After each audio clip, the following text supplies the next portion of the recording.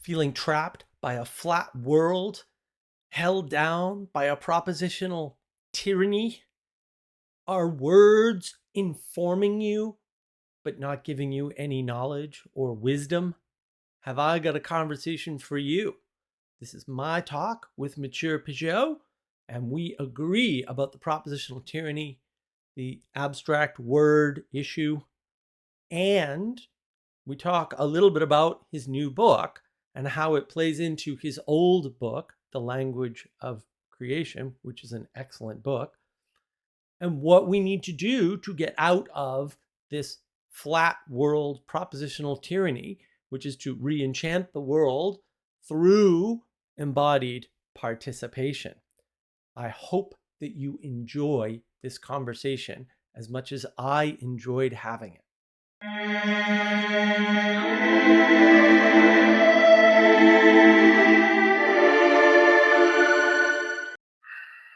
All right, welcome everybody. I have a special treat. Some of you knew this was coming. Somehow I managed to get some time from Matthieu Pageau, the author of one of my favorite books, Language of Creation, which we have a book club, which ended up oddly being exactly 40 parts. I don't know how that happened. Actually, we were all like at the second to last, like at the end of the book, and we're all like, wait a minute. This is 39. The next one's going to be 40, and we're going to be done. What's going on? And so that's a pattern. And of course, in that book, there's a bunch of patterns. And one of the things I like about the language of creation in particular is you're reintroducing symbolism and therefore pattern, because the two are related. They're not the same thing, but they're certainly related. And one of the things I've been talking about that we've been sort of mulling over on the Mark of Wisdom team is, why can't people see these patterns? What's going on? And the flood of literacy, of course, taken right from your idea of flood, right from the book, really. That was a real helpful insight, was this idea of the flood and how that operates, we'll say, or at least some of how that operates in the world. So you have this flood of propositions, of words, of systems, right? And because you have these propositions and they need to be closely defined, we'll say, to convey coherent meaning, what ends up happening is not only do you get what John Vervaeke calls the propositional tyranny, but the propositional tyranny leads directly into the procedural tyranny. And that's where you get fundamentalism and legalism, which are kind of related forms, I think. And that's sort of the problem, is we have a bunch of people who know a bunch of words, but they don't know how to put them together. That's technically comprehension. Of course, I have a video on the flood of literacy, right? And the lack of comprehension. And I think that's the real struggle. Like, everybody talks about these other struggles, the meta crisis, the meaning crisis, and fair enough, I talk about the intimacy crisis. But fundamentally, those crises are the inability for us to put things together into patterns using symbolism, right, which is much deeper than mere propositions. And so I wanted to get your thoughts on that sort of set of ideas, on that thesis. Yeah, well, thanks for having me, first of all. You asked me a long time ago, and I always can't. I decided suddenly to do a bunch of podcasts, so it's like this time you asked me at a time where I was deciding to do this. So I did like 5 or so in the last couple of weeks. I don't know what took me over there, but yeah, I guess because I know I'm gonna stop soon. I'm gonna, like, when it gets cold, I just kind of disappear. So that I kind of decided maybe I should do a few. So thanks for having me. Yeah, what do I think of what you said? Well, I agree 100% with what you said, that real knowledge is not logic or propositions, as you say. That's the perfect word, by the way. In my opinion, that's the perfect word for what's going on. Propositional knowledge, it's not real knowledge, in my opinion. I don't think we use the word knowledge in the same way, which is fine. To me, knowledge is when you have this, the symbolism. I think you use knowledge in the sense of just propositions. Am I correct when I say that? Yeah, well, no, I mean, I'm in the middle of the fight, right? And Okay. so one of the things I say, so a lot of our work came directly from Dr. John Vervaeke, and he was talking about what I found the most fascinating way to talk about this whole problem, which he totally misses at some level, long before the propositional tyranny quote that he came up with. That when I heard that, I was like, oh, it's right, but it's not right enough. Like there's something not right about that, but it's not wrong. It's not, there is a propositional tyranny. But before that, he used to talk about participatory knowledge. Hmm. And I was like, oh, wait a minute. Like that's the only form of knowledge. What are you talking? There's no other type of knowledge. It's right Yeah. in the Bible, right? Like Yeah. you wrestle with somebody, you wrangle with somebody, you live with somebody, that person. Yeah. But that's not just for people. It's just people. I think people are probably the hardest thing to know. It's like, Yeah. Yeah. just an intuition I have, really, because maybe they're the most complex or something. I don't know. It's just a guess. So you end up with this. He's got his 4 P's of knowledge, and our thesis was no, that his 4 P's are actually incorrect. So we swapped out the perspectival knowledge, which I don't think is at all, and we named them all information, because that's actually what he's describing Okay. information and calling it knowledge. And then we substituted that for the poetic, and the poetic in our conception, and of course I'll link the knowledge engine video here. A poetic is how you understand symbolism, how you understand and navigate. So we sort of broke the 4 out into, propositions are, more like objects. They're solid, they're pointed to, they're more concrete, right? And then procedures are more like a navigation. It's how you order or sequence or deal with propositions. But then on the other side, you've got participation, and the way you navigate participation is through poetics, roughly speaking. We Okay. should call it the parabolic. The first version of the knowledge engine, we call it the parabolic and poetic. We just kind of labeled it differently. So the reason why I use knowledge is because that's how everybody conceives of this. And then I try to say, but that's not actually knowledge. It's really just information, which is Okay. a So. Okay. much more interesting topic, right? So Okay. Yeah. that's where I'm So. at with my message. So we're using the word knowledge in the same way. I just wanted to make sure because Yeah. Oh, good. not many people use the word knowledge in that way actually. So I wasn't sure. I just wanted to make sure because to me knowledge is the what you call participatory. Yeah, that is what it is to me. Real knowledge is participatory, and it's when you have embodied experiences of patterns. That's knowledge. So either you're in contact with them or they're in you, or it's even better when they're in you. Obviously it's even closer, stronger knowledge, but even just being part of something that is an expression of a pattern because you're in it, to me that is, like you said, that is the only real knowledge. Is that everything else is, I mean, you use the perfect words here, information, propositions is a good way to say it too. So yeah, I agree, and I think one of the problems that happens with that, with the just having information language, just talking about words, we could say, is that there's a weird confusion that happens. This is what my experience, where people think they're using just words, but they're actually not, and they're actually talking from their experience, and they're assuming that everyone, their word is the same as mine because there's this little step that I'm skipping, which is my experience of reality. And I expect you to have the same experience as me, but you don't. So it's like I'm using words, assuming that you have my same shared experience. And this is a big problem that I see. And I think most arguments going on right now, just people arguing, I mean, just general, it's everywhere now. It's all about arguing with everyone. I'm annoyed by it, actually. This is the biggest problem. Like, people are not even using the same words with the same meaning, and they're just arguing with each other, or they're agreeing. So it's like you can't win when you do that, because either you agree on false words or you argue on false words. It's a lose-lose situation. I mean, it's not good.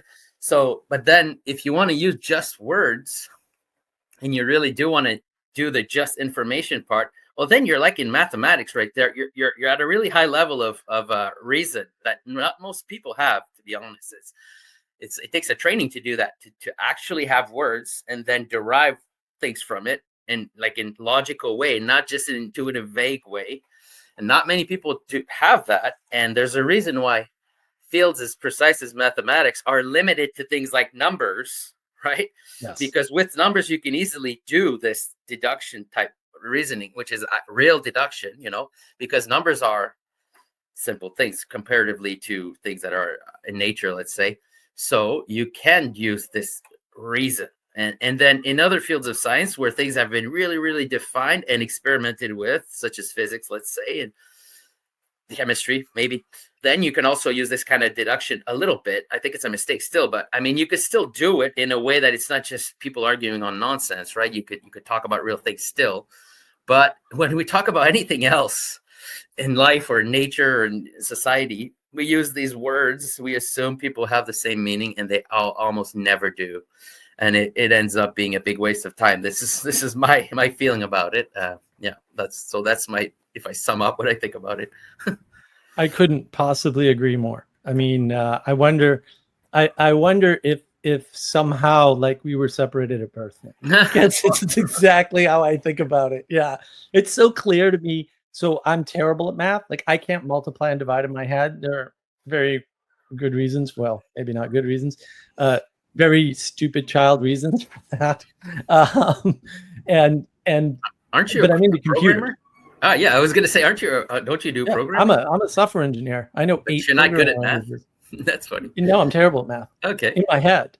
But if you want to talk about, we'll say we could talk about the mathematical impact of the Fourier transform and why it's important to information theory and computers. And I can do that because it doesn't, like, I have an intuitive sense of the math. I just can't do the math in my head.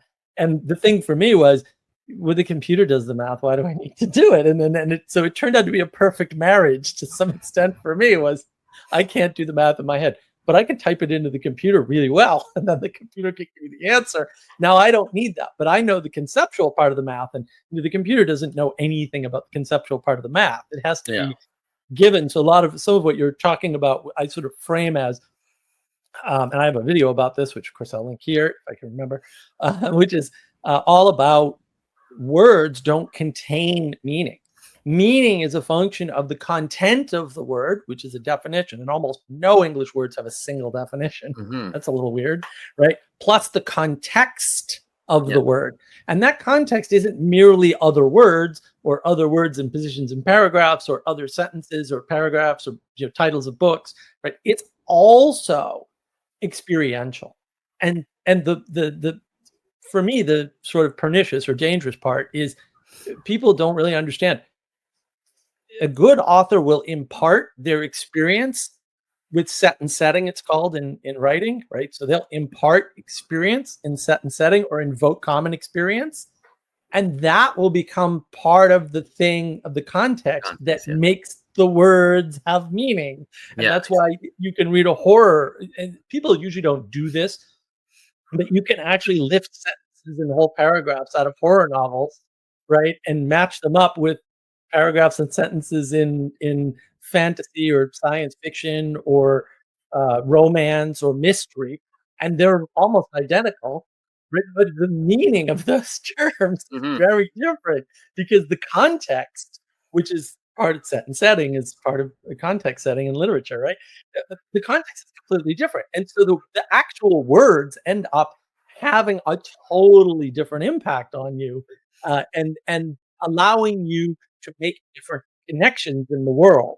And for me, the symbolism is all about making the connections. Yeah.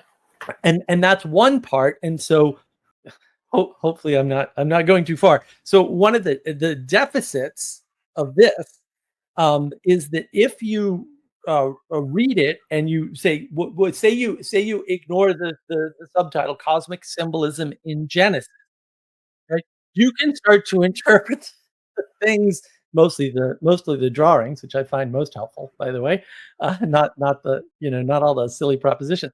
You can interpret those drawings any number of ways, but you're saying no. This is about cosmic symbolism in Genesis that constrains and the patterns that are available, but at the same time, the constraint also, John Vervaeke, you call it affords, right? And it makes it affordances that otherwise wouldn't be available to you. And so there's a danger in the book if you try to take it out of that context. There's other dangers too, but if you just read the Bible poorly, the Genesis won't have quite the right. And hopefully something like that, like pictures in particular, the diagrams, help you to readjust and see because pattern tells you when your symbols are in alignment. It's a poor, terrible way to talk about it. I know. I feel dirty. I need to take a shower after this.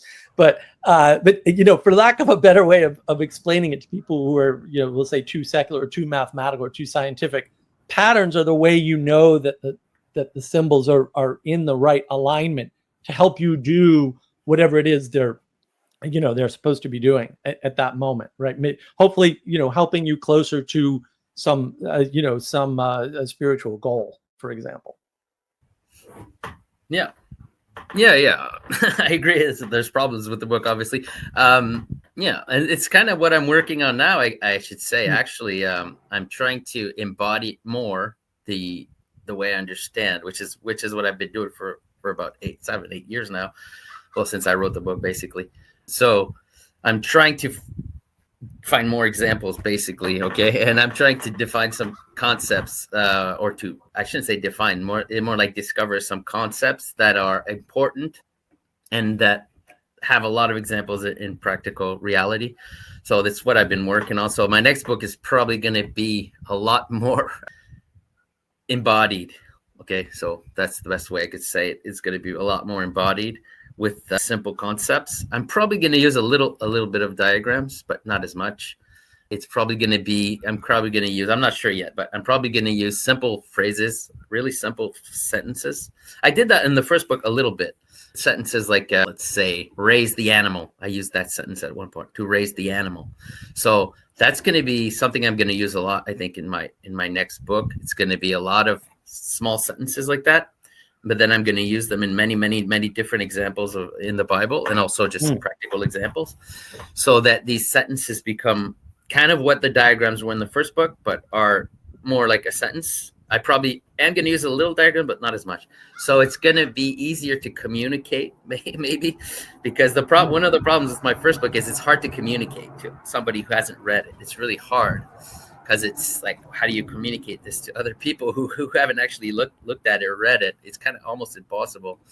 So, I was lucky because my brother does videos, and those videos are useful to see examples and embodiments of the type of things we talk about, similar things, not exactly, but similar. So it's been helpful for me because a lot of people saw his videos and then read my book and then, okay, now I get it. Or it's like helps to understand his stuff and it helps to understand my stuff. So it's like a combination together is useful. So, so I guess I kind of learned a lesson from that, which is why now I'm going to try to have more embodiments in my many examples of stories. And key phrases that I'm going to use over and over again until they become really solid in meaning. But it's general. It's very general concepts. That's the thing. This is what's hard to grasp is the high patterns are really difficult to understand because you don't really need to understand them. You just need to use them as a lens. You know what I mean? Because a lot of what I've been doing is finding certain concepts that are in the Bible, but that are, I think, not understood. And one of those concepts is I've been talking about a little bit, but the idea of the Grail, the concept of renewal and the Grail. That's, I think, something that we kind of forgot a little bit. And I see it in the Bible, and now this is what I put above. It's like I raised this concept up, now it's really high in my mind, this idea of renewal, and this idea of the Grail is symbolized by the Grail, we could say. So that's an example of, I'm going to use a lot of concrete examples from people that I've talked to here where I am now, which is like really farmland basically, and hunting grounds. It's like everyone's a hunter here, everyone's a farmer. So, and also people build things, with their hands. It's gardeners, it's all people who do real things, So I've been talking to a lot of people here and asking questions about farming and things like that in order to embody this idea this insight that I got that was vague at first, this idea of renewal and the Grail symbolized by the Grail. So it's like I talk to these people and then I find examples of this concept that I have in their work, in what they do. Right. And then sometimes I even ask them to show me concretely how they do, they're always happy to. It's funny how it's like, we don't usually do this. Go and ask someone, can you show me? People are always happy to. It's surprising. You think people are going to be like, get out of here, don't waste my time. But no, because nobody cares about, most people have real knowledge and not many people want to hear it. You see? So it's like a lot of people have, like, everyone knows something for real. It sometimes it's just one thing, and then they don't necessarily can communicate it with other people, you see, because it's like nobody cares mostly about what other people are doing, which is kind of interesting. But if you just go ask, figure out what this person actually knows, and then you can get some real nuggets of real knowledge, the embodied knowledge. So it's kind of what I've been doing a little bit around here, asking people things. I got some real great nuggets of knowledge. A lot of it has to do with following. This is something I'm going to talk about a lot in my book. The concept of following, the land resting and things like that, like all the practical implications of this. So so I'm just giving you an example of the kind of, to support what you're saying, that I agree. You need to have real knowledge. You need participation. You need embodiment. You don't need propositions. Because I could just have said a long time ago, I could start talking about what I found in theoretical terms, like I tried a little bit, didn't work. So about the concept of renewal and things like that. But then I realized, no, you got to find a million examples. Otherwise, it's not real knowledge. And then I was right, because I've been spending the last many years, just finding examples. So one of them is sleep. One of them is dreams. I realized the dreams were related to what I was doing.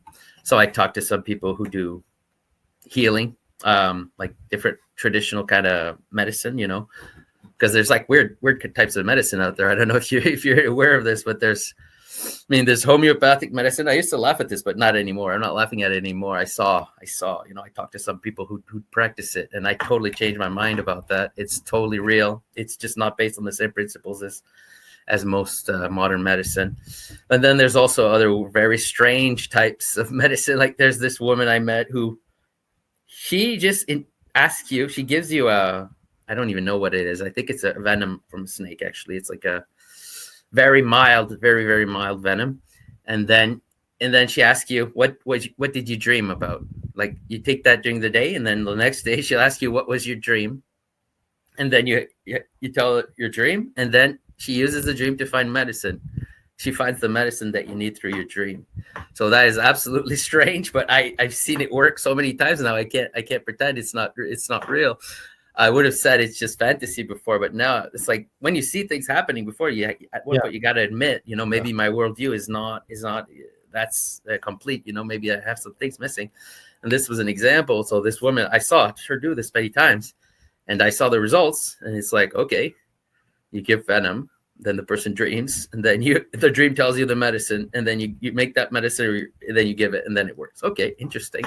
So that's just an example of what I like, the kind of knowledge that I'm seeking. It's like real knowledge, practical knowledge, but it's like I'm on a quest for a grail. Let's say this is literally what I'm doing. I'm trying to understand what this thing called renewal. So yeah. So all that to say, just I kind of saw the problems with my book. This is what I'm trying to fix now. You see, I'm like on a mission to fix the problems from my first book. Hopefully I'm doing the right thing. I think I am, because based a little bit too much on theoretical, like abstractions, a little bit too much, I would say, not enough examples. So I'm gonna fix that now with what I'm doing. So yeah, just wanted to mention that. Wow, no, that's exciting. That's great. I'm really looking forward to the next book. I can't wait till it comes out. And we'll do a book club on that for sure. That'll be fun. Yeah, there's so much in what you said. I like this idea. I'm a little jealous. I didn't think of it myself. Lots of small sentences used differently, right? The same sentence over and over again, used in different contexts. Exactly. Yeah, that's great. That's I'm always trying to come up with examples. The only thing that holds up my videos, I have 210 video ideas sitting in my file, ready to, you could do a video on this, you could do a video on that. And some of them are just like, I haven't gotten back around to thinking about that or whatever. But most of them are, I need to come up with the examples. And it's not like the examples don't exist. It's just I have to remember them in the moment and write them down. Otherwise they slip away. Because it's also the problem with me, all this stuff is so obvious. And I'm like, really, you guys aren't seeing this? It's like, how do you not? I don't understand how you don't see this. I see this clearly. And I ran into it in consulting and computers. Because at Fortune 500 companies, they all have the same 5 problems. Actually, no, just 5. And you'll see 1 or 2 or 3 of them, right? In any place. It just won't be the same set in all the places. And people don't understand that concept. That's already, what do you mean there's only 5 problems in Fortune 5? No, there's really only 5. And you can just fix one of them and improve their business by 10x immediately. And people, because they're thinking linearly and discretely, they don't understand that concept. They're like, no, this is actually how it works.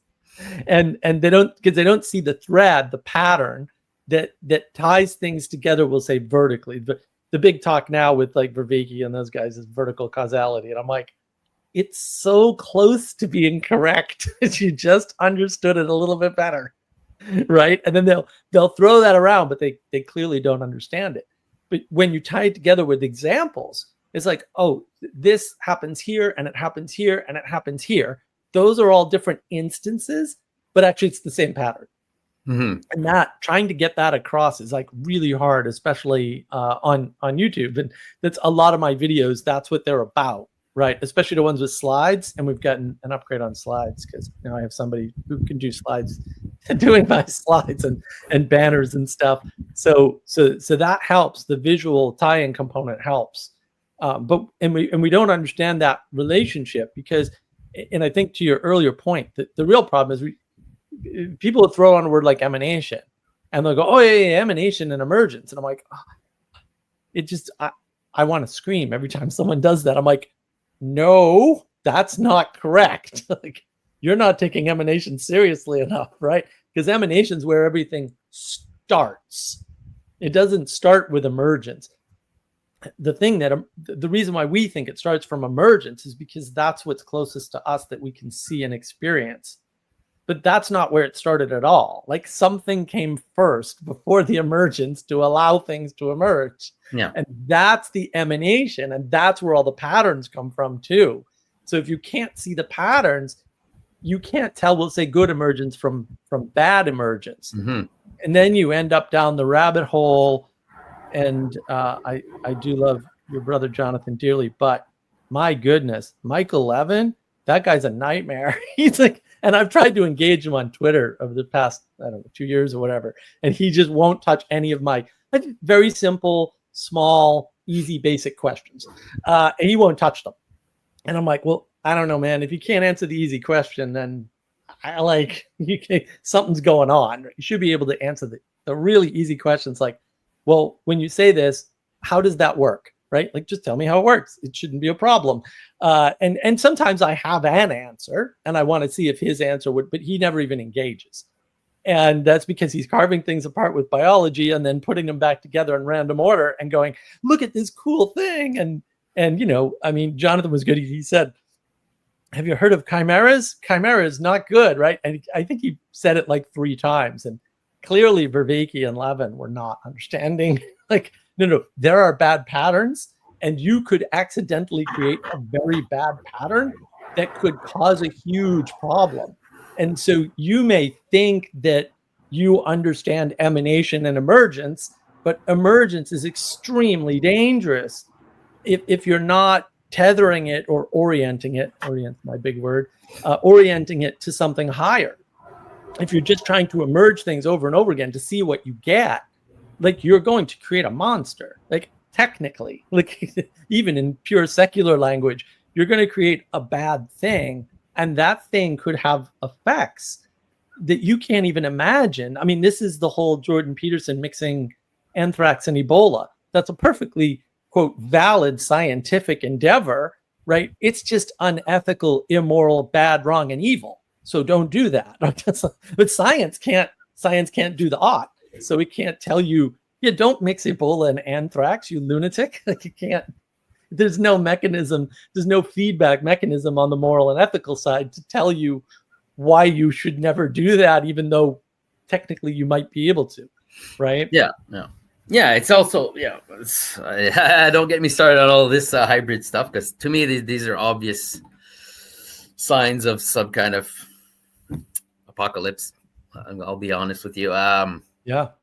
Making hybrids, that's not what you're supposed to do. You know, it's what you do when you're a fallen entity, honestly, and what you do when you trying to bring about something transformative, but not in a good way.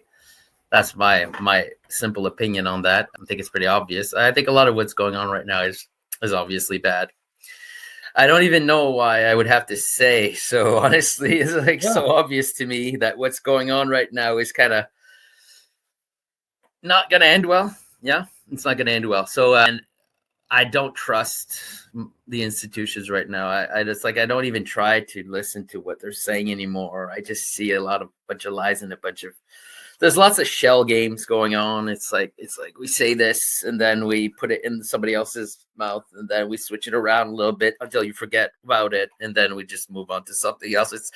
It's really low level stuff, really, because it's like I think they figured out that we have a 2-week memory or something. We have like a 2-week not information memory, but importance memory. You see what I mean? Like, yes. I don't know if there's a term for that, a scientific term or something, but we remember the information, but not the importance. So we forget the importance of things after 2 weeks, let's say.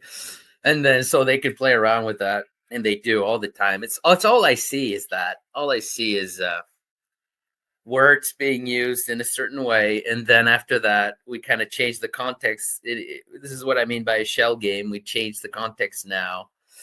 And then until people forget the importance of it. And then now there's UFOs and now there's something else. There's always something going on, which most of the time is nothing. Actually, there's a lot of the stuff going on is nothing. Right. So I don't know. I don't really care anymore. I don't listen to what they're talking about. I now only listen to media and things like that, like news and things like that, just to know what they're doing, not to know what's going on in the world, but to know what they're up to, which is not the same, right? So sometimes I get tired of even that, and I stop. I stop paying attention to even that because I see it's a waste of time, really. So it's not easy. I didn't pay too much attention to that video you just mentioned because I just don't watch it. Don't watch it.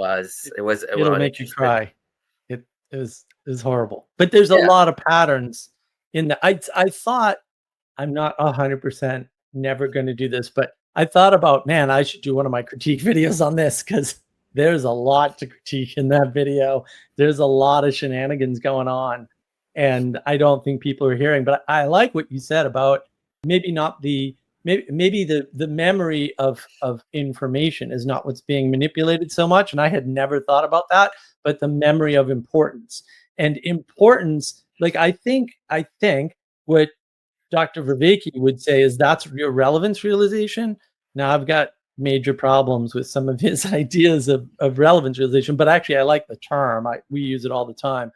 We just don't think it's like a resolvable thing, because that would be roughly how you value something over other things, right? Relevance, really, what's relevant in this moment. But for me, that's more contextual.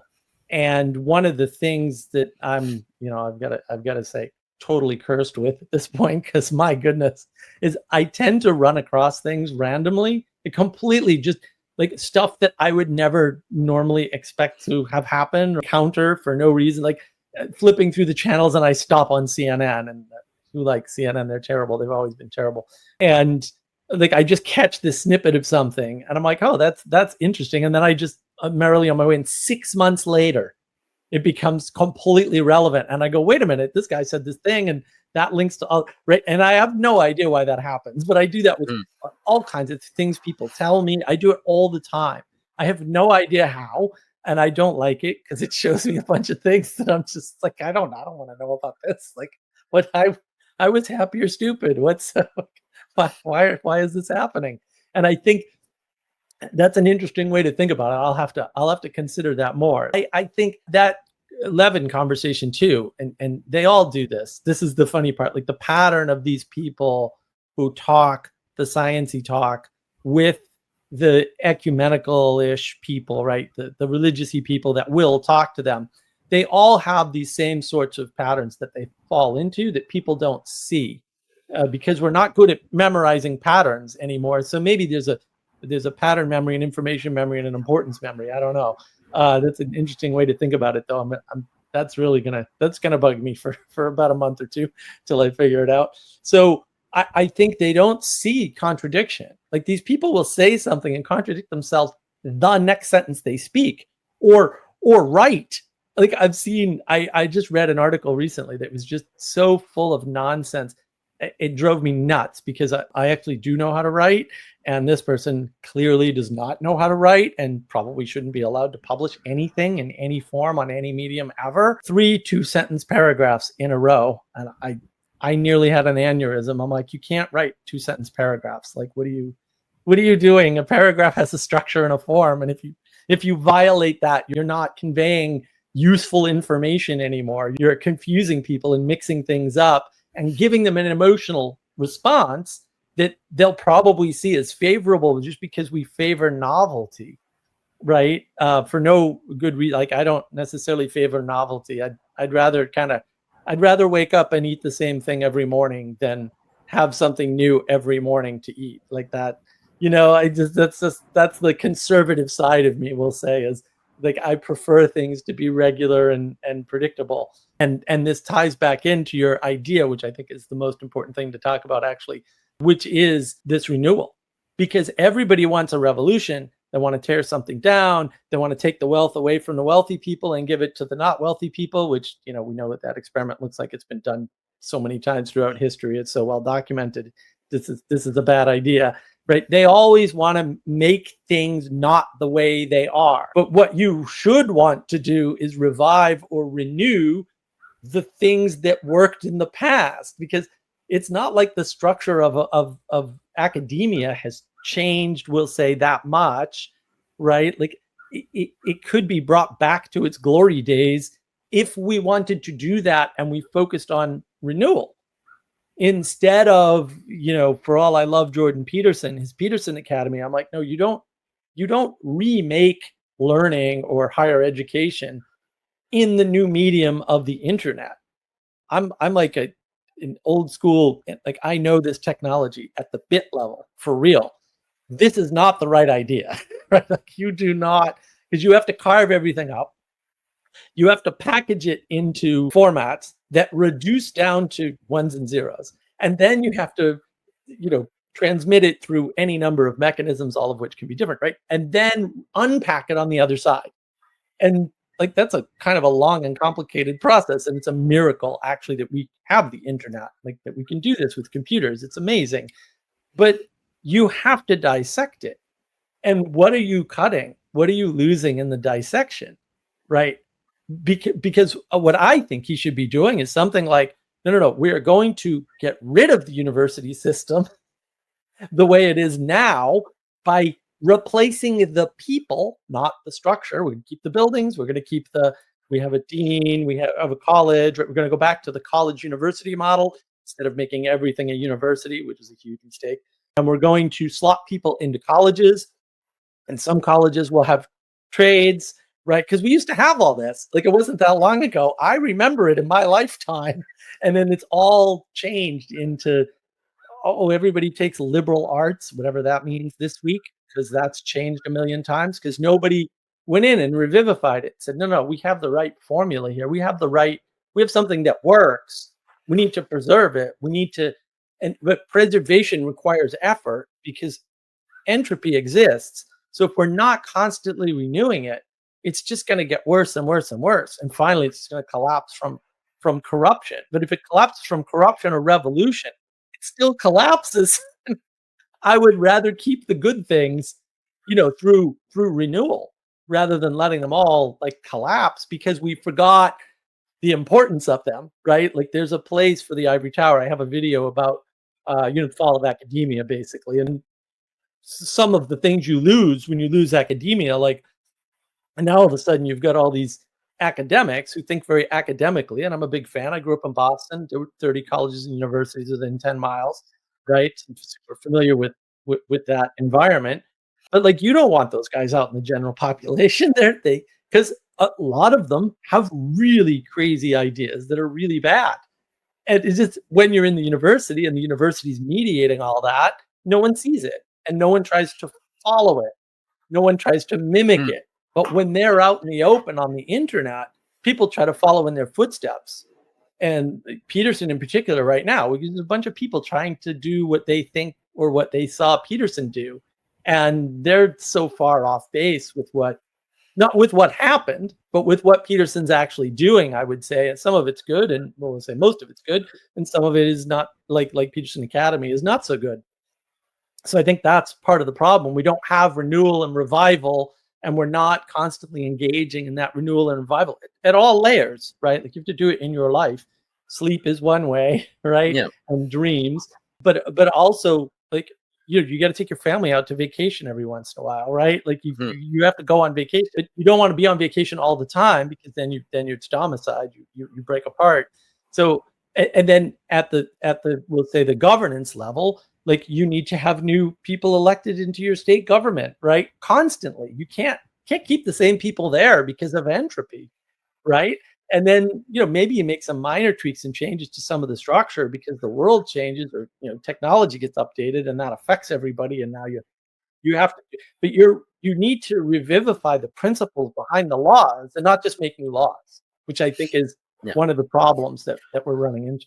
Yeah. Well, it goes with what you're saying about legalism and propositional tyranny. Yeah, these are like weird systems of, we could say, complicated at this point because of time. The passage of time made laws extremely complicated and with many subsections, and many subcategories. And I don't think most people don't know the laws. I don't. I'll be honest. Yeah. I don't know. I don't want to know these technical things, which is annoying, because to be in power you have to engage in these things, and I don't want to. So you see, so it's like you were saying, we should not get rid of, let's say, universities, but renew them. But the problem with that is we don't have power. So I think you can do it, but I think the way to do it, I'm trying to do the way I think you got to do it, which is, like you said, you start with yourself. Basically, you do yourself a renewal of your knowledge, and then you put that out there, and then maybe eventually it'll have an impact on people, and maybe at one point the people who go in the universities will be people who were impacted by a certain way of thinking, and then it'll just happen organically. I think it'll, at one point, the projects, like the destructive projects that are there now, will fail. I think it's already started. But then you have to be careful when there's these moments, like you said, if it collapses, it's not good either. There's these moments of potential collapse, and I think some powers take advantage of these collapses too, and we could call them birds of prey. Let's say it's like birds of prey. They're just waiting around. They're flying above there, and they're just waiting. And then when it collapses, when it falls, then it's swoop down from above and take everything and leave. It kind of looks like what might be happening now a little bit. There's like birds of prey waiting for it to fall, because we think of people in power as always as the people who want to maintain the structures, right? But that's not the case. Usually, it can be, but sometimes it's the case where the people who are actually in power do want a collapse.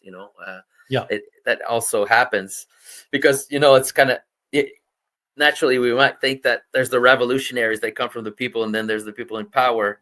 Then the people in power want to maintain the status quo of things, and the people and those that come from the grassroots, people, they want change. But that's not quite true.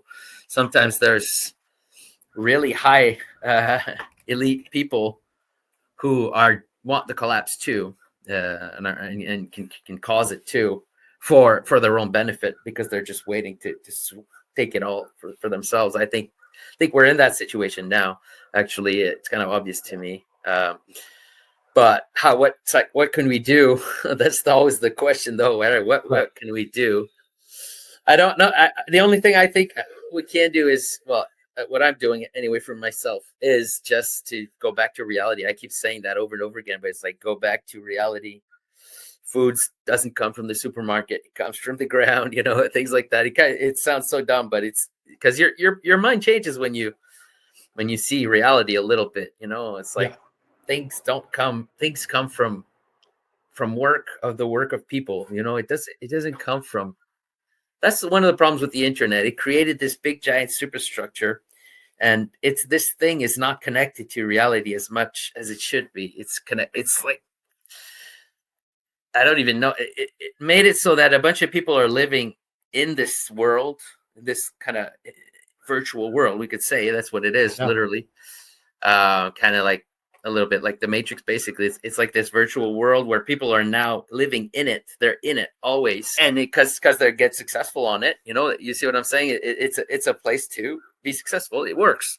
So why wouldn't you go? It makes sense. I mean, it's not like a ridiculous thing that people are doing. They're doing what they should do, in the sense that people want to succeed in life, which is normal. So they go in the place where now it's happening. This is where it's happening. But I don't see really that as so good, because this looks like it's almost like creating another world. That's not nature. That's not reality. It's not the world God created. It's the world men created. Right. And we can kind of see that it's not so great. It's like, you want to get into a fight, go on Twitter. You want to get this is what it is. I mean, if I want to get into a fight in the real world, it's kind of hard.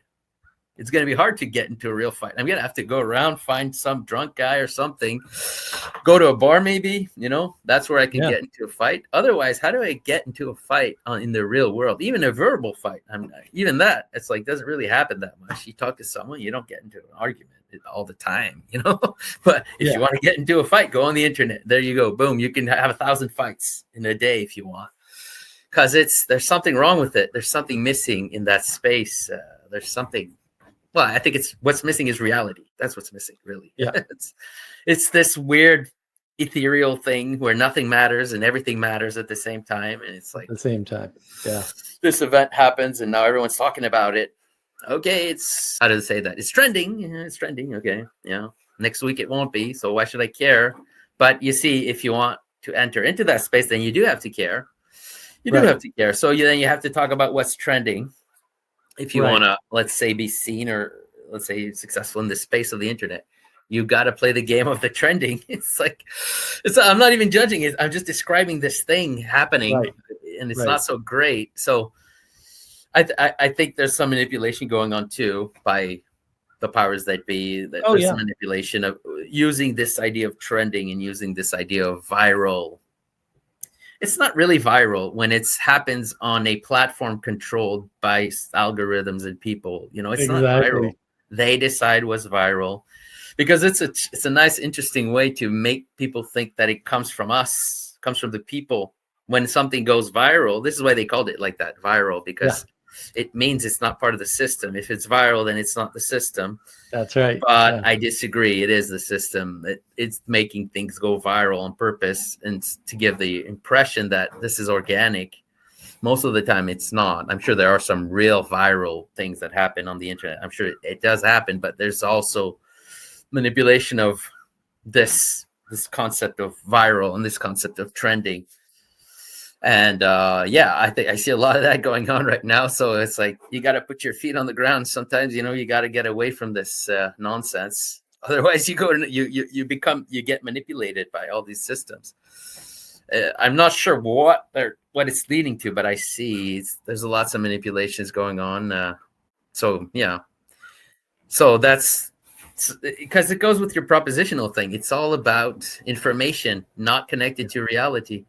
It's like people argue about information now. It's like, we're not arguing about what's real and what's not. It's like, because when you do some real things, you can only argue so far, because we're both doing the same thing in real life. We both face with the same obstacles and the same reality and the same results, or close at least. So you can argue a little bit with the guy who's doing the same thing as you in real life, but not really. You'll probably help each other out at one point. This person did the same thing as me, but did a little bit differently, and maybe he did better than me. I can learn from him. But when you're just in the ether of the internet, then there's no bounds to the arguments that people have. It's like, wow, just words and fighting about words, basically. So it's hard to it's hard to know what to do, frankly, about that. I mean, I know what to do for me, but if somebody asks me what should I do, I don't know what to tell you. It's like, try to make a garden or something. It always goes down to that. Make yourself a garden, grow some vegetables or something, some flowers. then you'll see real things, then go talk to your neighbor. Maybe he's also growing stuff. Maybe he'll have something to tell you that you can actually do something with. You see what I'm saying? Yeah. Or find out about. So we had a terrible year for tomatoes in South Carolina. Just terrible. And Sarah was growing tomatoes and she's like, oh, I can't do anything right. And I was like, no, it's fine. And then we went to the farmers market. There's a little farmers thing that they do every Saturday, and once a month the gardening guys are there from the local, from the school that's far away, from Clemson's on the other side of the state. But they show up and they were like, oh yeah, normally I grow 5 times as many tomatoes, but most of my crop failed. And it's like, oh, okay, so there was nothing that she could have done to make the tomatoes grow any better. Yeah. Nothing. Because of anything she would have done wouldn't have helped. These guys have been growing tomatoes here for decades. And they're like, no, all our crops got pretty much wiped out. We're lucky we got any tomatoes at all. And we don't even know why. Like, it was unusually hot. I mean, we started out with a lot of rain and then it was unusually hot. But really that's happened other years. And ultimately they were flat out saying, yeah, God said it wasn't a good year for tomatoes. And I was like, excuse me, you guys give courses on gardening at a university and this is the language you're using? I love this. This is fantastic. I moved to the right place, because that they kind of understood it. And what people don't understand about the internet is it's not just that it dissects everything and then makes it into ones and zeros. No, really, that's actually the entire, right? And then you have to reconstitute it, which is all kinds of, like if you've ever actually worked with all that stuff, and I have worked with most of it, it's way not easy. And there's all kinds of compromises you're doing in the background, whether it be, with video or with audio or just with textual data. There's all kinds of errors that creep in and everything else, but it also flattens everything, not just on the screen, because the screen is obviously flat, but it flattens your whole interaction and experience. It really narrows you down to listening and watching. That's all you've got. There's no real movement. I mean, that's one of the reasons why I move my hands when I do my videos. I'm like, no, I want to give you a sense for how important, because importance is conveyed through tone and gesture. Yeah. I want to give you a sense of how important it is what I'm saying so that you will remember it. And memory is all wrapped up in almost entirely, they call it the memory palace, but it's wrapped up in connections. It's wrapped up in relationships. It's wrapped up in how many other things does this relate to? So that's all symbolism. And then noticing the pattern, again, tells you whether the symbolism is sort of good or bad. But a lot of what you were, what you kind of started with around our like engagement with these things, like what do we do? Why is this important? What should we do about the internet, right? Why is it important that, in real life, it's actually kind of hard to get into a fight? And I think the reason for that is because we're cooperative creatures, because we can't survive on our own. But the internet floods us with information from all over the place. And that information transmits very, very fast. And to your point, I don't think a lot of people realize, well, probably nobody realizes this. During the fake news virus scam, when people were locked in their houses and told to do the ultimate evil act of socially distancing, that's just a statement of pure evil, by the way, like 100%. There's no, to socially distance and to kill are pretty much the same thing. It's just horrible. Physically distance, maybe there's some wiggle room there. I probably also disagree, but socially distant, no, you want to be in society, not outside of it. You don't want to be in this pure state of nature that Rousseau talked about. I mean, you'll get eaten by a wolf right away. Don't do that. But in the middle of all that, one of the things people don't understand is that there was well over $100 billion wrapped up in startups to do delivery to the house. And that business model is wrapped up in another business model. And that business model is autonomous driving cars. Now, by that point, and almost nobody will know this history except techies, by that point, they had already said in 5 years, we'll be able to, have autonomously driving cars that can drive on the road with humans. That milestone had already passed and it hadn't happened. And now I think we're 10 or 12 years past that, and it still hasn't happened. There might be a reason for that, but people don't understand what it is. And, effectively one of the problems is cars can't take left-hand turns, because if you look at it mathematically, there's always a blind spot. And so you have to do a random thing in order to take, like, you take all left-hand turns on faith in a car. Like, if people don't understand that. Yeah, And very fair enough. interesting. Yeah. I didn't know that, but I just know that I don't like taking left-hand turns. I know that. I know that it's like, okay, Right. this is serious business now. You're about to do a left-hand turn. I never thought about why, but yeah, makes sense. Yeah. So even if you make a quote perfect field of vision with a computer, which you can't do because computers, the more complex the system, the more errors you introduce, right? Just sorry, it's a math problem. Math ain't going to change. So you can't, it's very hard to get computers to do any kind of left-hand turn. And I think they've recently sort of come to a reasonable enough compromise that they're doing it, but that's within the past year. Before that, they just flat out couldn't do it reliably. And that's where a lot of the deaths and problems came from, is in the errors in the system related to those sorts of problems, where there's just information you need access to that hasn't manifested in the world yet, because information doesn't pre-exist. It turns out that the information you get is the result of and due to both an action in the world. And so if the action hasn't happened, the information about the action doesn't exist. Yeah. And then once it happens, that information has to be encoded and transmitted.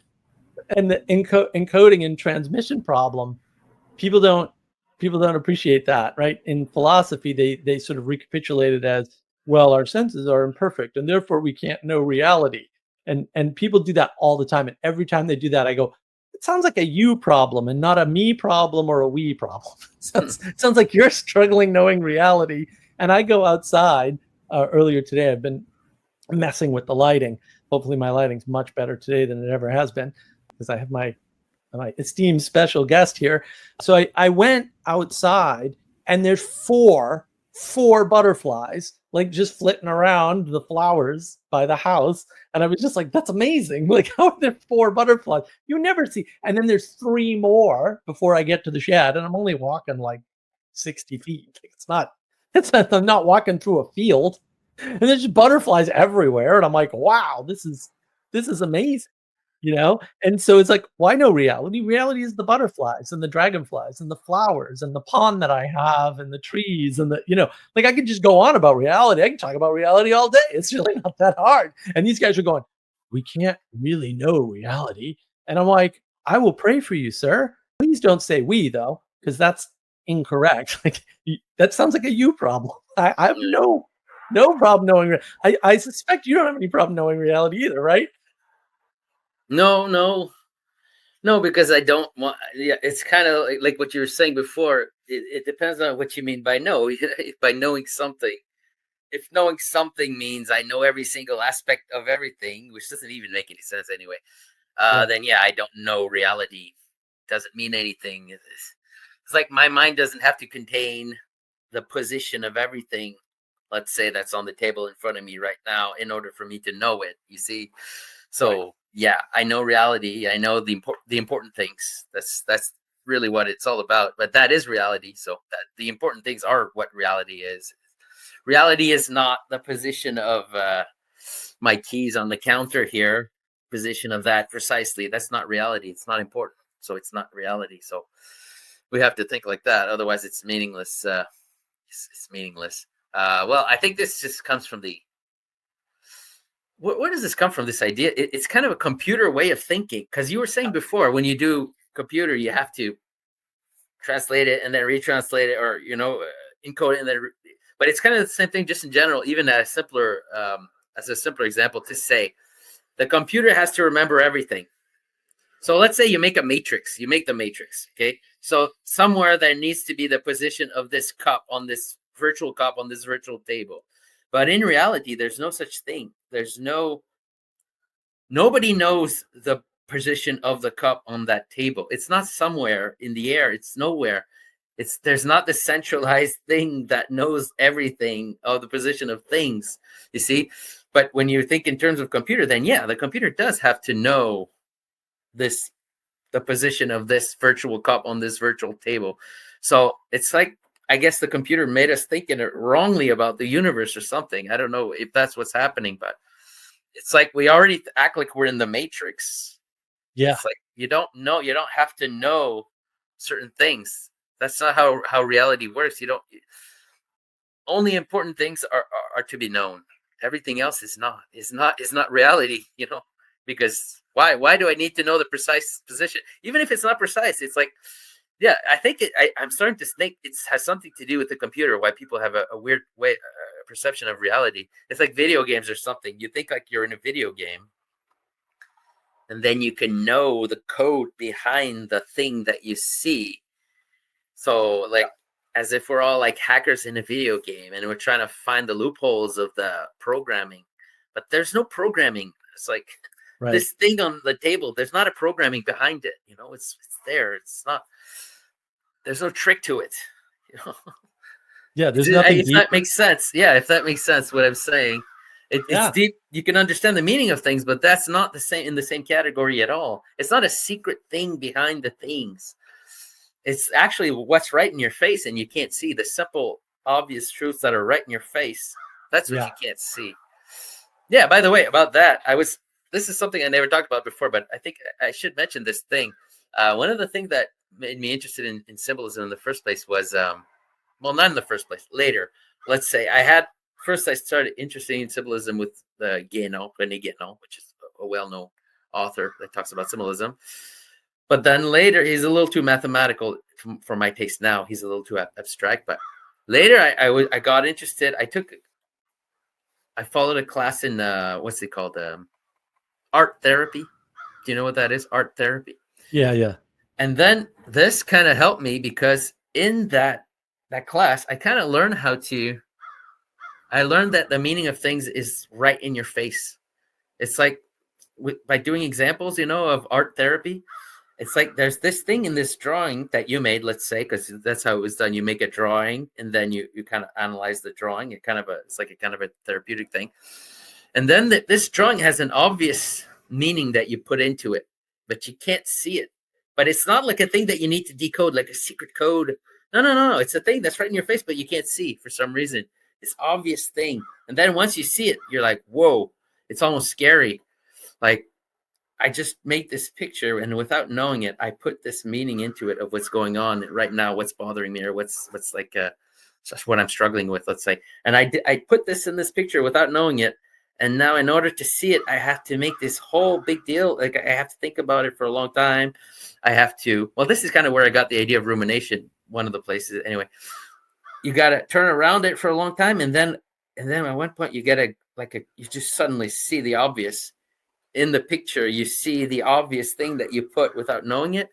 And it's not weird, or you don't need to decode it. It's like you were blind or something. It's more like you're blind and now you see, then you found the secret code behind the thing. See, it's not the same.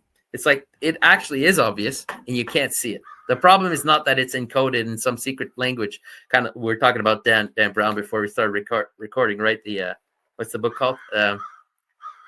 The book that he wrote, The Da Vinci Code. Yeah, the Da Vinci Code. Yeah, it's not like that. It's the opposite of that, actually. It's not an encrypted thing that's totally cryptic that you have to find. It's more like you're blind, and then put the right glasses on. You put your glasses on, and now you see the obvious. It's more like that. That the real symbolism, I mean, is more like that. There's an obvious truth, and it's a lot to do with what you were saying. Seeing the importance of something. It's about seeing the importance. When you see the importance, then you see. It's like, whoa. This is why you said before, I get insights. I need to write them down. Okay, this is something I experience all the time. Well, now I don't, because now I know I got to write it down. So I don't mess with that anymore. But it's like there's certain times where I see the importance of certain things, and then it's like using the importance of a thing, then I see all kinds of implications. It's like, wow, this is really important. And now I don't fall for it. I used to think that I'll always remember, but then 2 weeks later, something like that, you don't remember, you lose the importance of it. And then you're like, didn't I understand something recently? Didn't I see the simple truth of things? But yeah, it's about the importance of things. It's like for this brief moment, for whatever reason, could be any reason, could be the weather, even could be anything. Yep. You saw the importance of this simple thing, and then using that as a lens, you understood things that you never really thought about. And then it's like, yeah, careful, you're going to lose that if you're not careful. Like, write it down, find some way to record it, because you lose it. And then later, sometimes I've had this experience actually. Sometimes like there's a whole year passes by before I get that insight again. And then let's say a whole year, and then I see the same thing again. And I'm like, hey, I used to know this. I used to understand this thing, this simple truth. Right. I used to see it. And I lost it for like a year, and now it's back. Why? I don't know why. It's like, it's not really important why, but so yeah, this is something that's hard to communicate. The notion that it's about the importance of things. You see the importance of something, and that's what we lose more than information, more than these types of things. And that's what we get manipulated by, I think. Yes. They put things in the spotlight for a while, and then it's important for a while, and then you enter into that. And then they move the spotlight somewhere else, and then you enter into that, and then blah, blah, blah, blah. They keep going like that. And they create narratives with these, just the spotlight. You could create a narrative by just showing the spotlight different places. Right. And it's kind of what happens. So if you're aware of it, you don't get caught up in it as much. I think ideally we should make our own narratives. That this is what's difficult. I mean, I don't mean just everyone makes their own narrative. What I mean is, in order to fight a narrative that you disagree with, you have to have your own narrative too. Right. The positive narrative that you present. Because, I mean, I'm basically a little bit of a conspiracy theorist, but I'm aware that this is a negative narrative that I'm making. It's like, I know that it's a reactive narrative. It's like they're showing the spotlight, and I'm reacting to what they're showing. And I think we do have to do a little bit of that in order not to fall into all the traps, but we have to also be able to control the spotlight ourselves a little bit, at least what we can do, and have a positive narrative too. We have to say what's important too. We can't just react to what they say is important and we refuse. This is what I'm saying, but that's hard to do. Right. You know, it's well, not some easy. people can't. That's my bigger fear, is some people can't have that, and maybe they can't be on the internet. Because I mean, what you're outlining is interesting, and that was always my one caveat is always, he's just a little too conspiratorial. And I think that the sort of truth of that is much, much worse in a way, is that there's a bunch of people with a bunch of conspiracies and a bunch of spotlights, and partly because of the internet, but not entirely because of the internet. I mean, we had a similar sort of problem with newspapers and stuff. Those spotlights are being shown not to give you a narrative, because they can't, because now with the internet, it's not only one spotlight, right? Like anywhere you go on the internet, Twitter, YouTube, anywhere, there's so many narratives going on, and they all want to capture you and give you only their narrative, right? Because they want to explain everything, but they can't, because it's too much content, and you know, that's what the old media used to do before the fall of the Fourth Estate. But they can't do that anymore. And so now people are just making up their own narrative, and it's driving them crazy. It's driving them absolutely crazy. No, you could go crazy. Well, I mean, the problem is, I think this is part of I think this is part of what's going on purpose, is to cause psychosis, honestly. But I think you could do conspiracy theories as much as you want. You just don't have to be adamant about them. I mean, that's really simple. You just, it's like, to me, I'm used to, I have a fighting background, you know, I did martial arts. And so it's like, to me, it's normal to always be doing strategic thinking. It's what it is. I mean, I wouldn't even call it conspiracy. That's their word. It's strategic thinking. It's wargaming. I'm doing wargaming all the time. But I don't go crazy, because it's just, that's what you do. Like when you see yourself as in a fight, if you're in a war, you do wargaming all the time. You don't take your wargaming too seriously, because it can change. As soon as you get new information, you change your your current hypothesis about what your enemy is doing or whatever. You're not supposed to go crazy and like be adamant about it and then stop seeing reality because you want this to be true. You want this conspiracy theory to be true. That's not the idea. It's the opposite of that. It's I want to be as flexible as I can be with my wargaming. I see new information. Right. If it changes all of my theory, it changes all of my theory. I'm not going to like hold on to it like it was precious gold or something. It's not. Yeah. I have this idea. I see. It's like if somebody's doing something adversarial against you, you make theories. Obviously, you make theories about it. You put yourself in their shoes. What would I do if I was them? Blah, blah, blah. And then, yeah, you got to be fluid about it, though. That's the thing. You don't solidify this narrative into a crazy, like you said, that explains everything. No, it doesn't have to explain everything. I'm explaining this event here, or I'm explaining this this law that was just passed. Why did they just pass this law? It's weird, right? I have a theory. I think they plan on doing this, let's say, in the future. And usually I'm right when I do that. I don't always share my insights, but it's like, why did they just pass this law? That's weird. And then, I think they want to, let's say, I'll give an example. They're going to be talking about, how do they call that? Terrorism, but it's like terrorism within, what's the word they use in the States? Stochastic terrorism? No, it's more simple than that. It's like domestic terrorism. That's what I'm looking for. Yeah. It's like they're going to be talking. Recently I saw some things going on. I'm like, it's going to be all about domestic terrorism soon. And I didn't share that because I'm tired of sharing my ideas, frankly, or my insights. And that now looks like I was right. I can see It's going to be all about domestic terrorism. It's going to be all about making systems to stop this thing called domestic terrorism. Right, let me just change my. So now there's like too much sun or something. Oh boy. Yeah. Do you still have too much sun? No, you have too much sun. It's not too bad. It'll be fine. Yeah. Okay. Where's the sun anyway? Well, we can. People are working on blackening that out. So okay, I think it's a little better now. Okay, that's much better. Yeah. So I'm just saying. I'm a conspiracy theorist, but I'm not an adamant conspiracy theorist. But I think this. See, now I'm gonna do some meta conspiracies about conspiracies, but I think this is a psyop to act like every type of wargaming that people do is a crazy. Explain everything theory that is like almost like a religion. I believe this thing like a religion. I think that in itself is a psyop, because what it does is it makes everyone who's trying to wargame as a crazy person who's just basing on nothing or no evidence or whatever that means anyway. But that's not true. It doesn't have to be that. You can.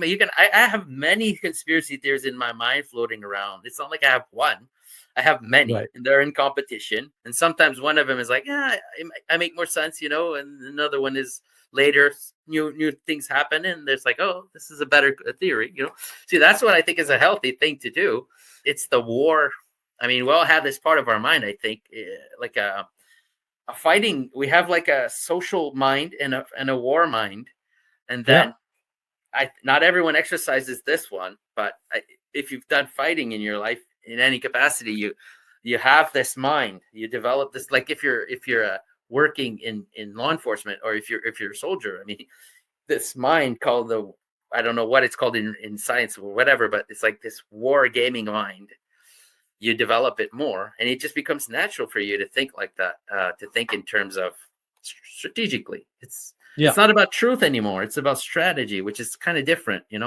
One of them is describing reality, and the other one is describing the fight, which is always changing, and it's always deception, and it's always not what it seems to be. So it's normal that we should be allowed to think that once in a while, especially when things look like they're kind of breaking down. Like if you're in a little village and everything's going swell, you don't develop this mind of the strategic mind. You don't need to.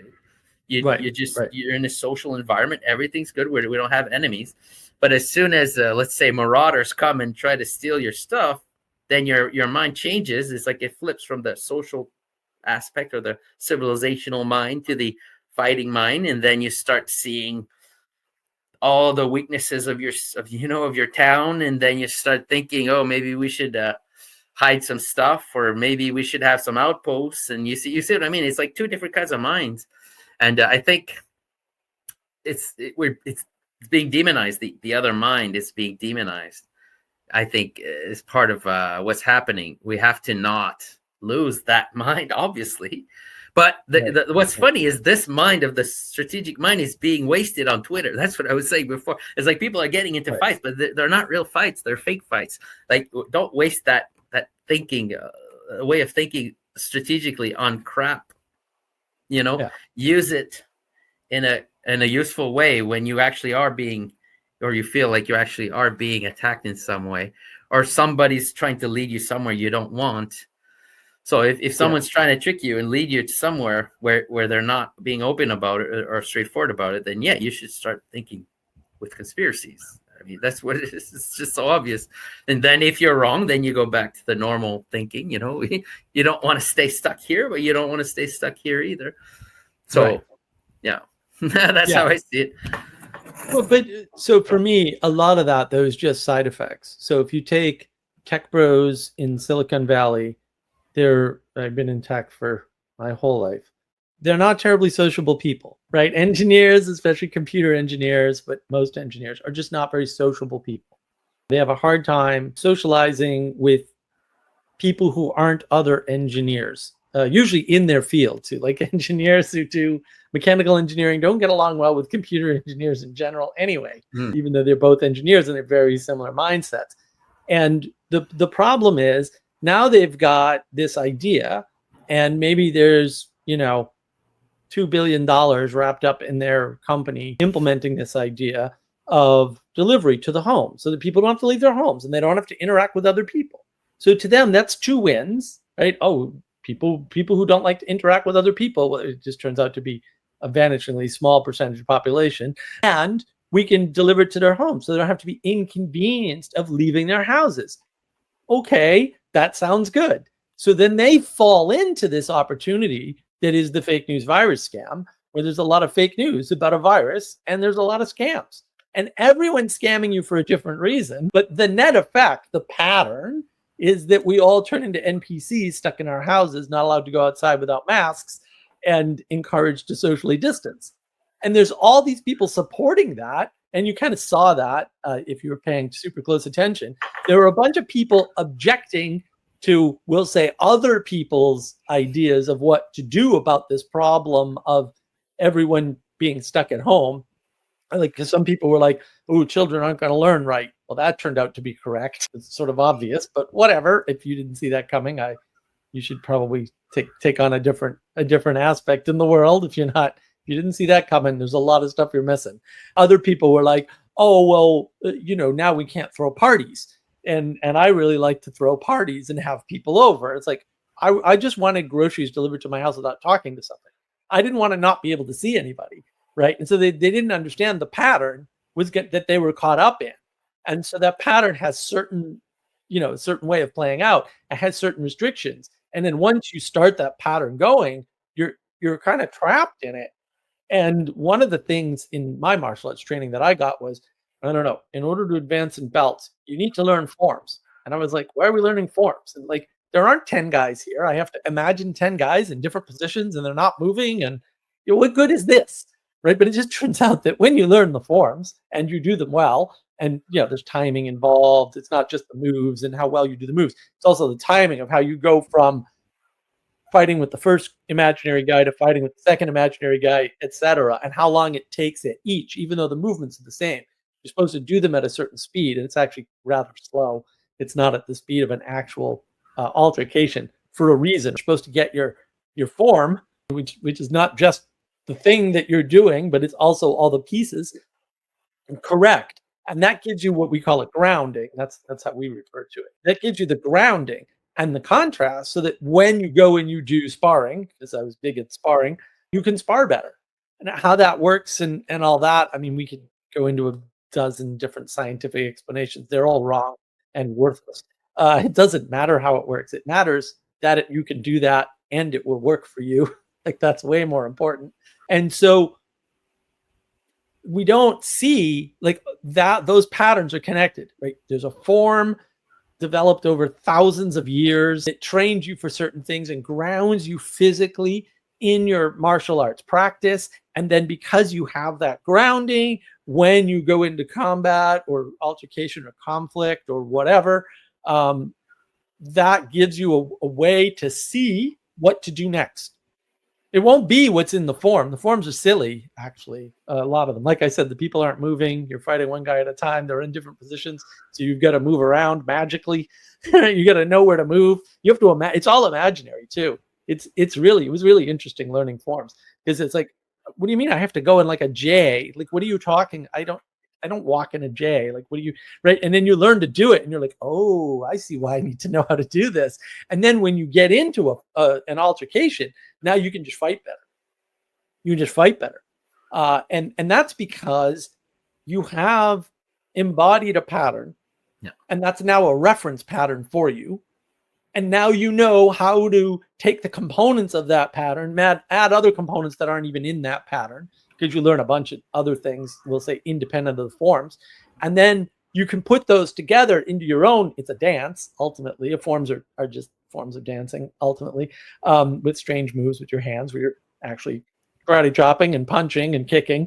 But you can use those dance components and see how they flow into one another correctly for the situation that you're in.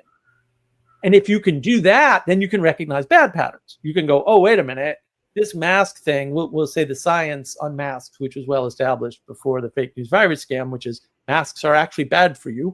No, really, look it up. There's whole white papers on it. We could say, all right, well, maybe that's just a mistake. But once you see the pattern of control, where you have all these different parties, like, why did anybody in Silicon Valley care about you staying home? Oh, because they have hundreds of billions of dollars wrapped up in this idea, and their utopia in their head is nobody has to interact with another person because it's uncomfortable for them personally, but not for most people. Like, I love going to the grocery store and saying hi to people. I think it's great. Find out interesting things, just wandering out and shopping and stuff. You can learn stuff from people. You can have strange interactions. You can bump into people. You can't do that if you're stuck at home all the time. As much as I actually like being stuck at home all the time, you can't do that if you're stuck at home all the time. But that was part of their motivation. So it might be like, even they, like a lot of them knew, like, oh, masks aren't good for you. Why would you want everybody to mask up all the time? That makes no sense. Like, this is a bad thing. But they were willing to go along with it because they thought, oh, this is the path to my utopia. And so there's all these side effects of once that pattern's invoked. And if you wanted to, I don't particularly want to go here because it's not sort of up my alley channel wise, but spiritual warfare happens at that level, the pattern level of what pattern is being enacted and how many people are swept up in that pattern to kind of give it the momentum. So I have a video on momentum. How many people are swept up to give that pattern momentum that everyone gets swept up in it? And then what's the result of that? Well, it just turns out that the fake news virus scam pattern of staying indoors and masking up and socially distancing is not a very reliable, consistent pattern over time. And so South Carolina, the restaurants were open in 90 days. In New England, where my family's from, that I was visiting the whole time, they were locked down. There were restaurants that were closed for 3 years that then went out of business. And that creates a bunch of disruption and a bunch of people, a bunch of businesses go under, a bunch of people get wiped out, a bunch of other people get an opportunity that they wouldn't have had because the system has changed. And that never works out the way anybody predicts, right? It just creates a lot of chaos in the world. And I think when you can't see patterns, you're more likely to contribute to that chaos than you are to help to try to knit things back together in participation. Yeah, but or you could think it was a conspiracy and the plan was to get people out of business and was to make them do things they didn't want to do and was to normalize this idea of emergency and normalize but not for everybody. That's the problem. Like, the tech bros didn't see restaurants that they love going. It doesn't matter. It doesn't matter. No, I agree. It doesn't matter because it's a pattern. And if they who want all this chaos, because that's actually, describing a lot of chaos, if that's more on the spiritual side, powers and principalities, I'm right there with you. But if it's like, 9 guys in a dark room smoking cigars. I'm like, I don't know. I've seen some of these clowns, and they're not capable of organizing a white paper being written to cause somebody to do something, much less a grander scale thing. A lot of these things are just more a function of the pattern once it's invoked. And this is like socialism, right? Socialism just results in millions of deaths. Why? Because in order to once you invoke that pattern, the side effect of the pattern is always millions of deaths. It's not that hard, and that's why you get into the true communism hasn't been tried, and it's like, well, no, actually, it has. It's just you're rejecting the observation that in order to try to implement that, you have to kill a lot of people. Like there's no way to implement a system, basically it's unfortunately based on Karl Marx's three-year-old understanding of the world. There's no way to implement a system that simple without eliminating the most complex component that reject it, which is people. I think you have too much of a good heart to be a conspiracy theorist, because I don't think people who are in power have good intentions. I mean, they don't always. Most of the time, they don't care. It's not in order to build this thing, we need to break some eggs. That's too generous for me. Sometimes the powers that be want to kill people.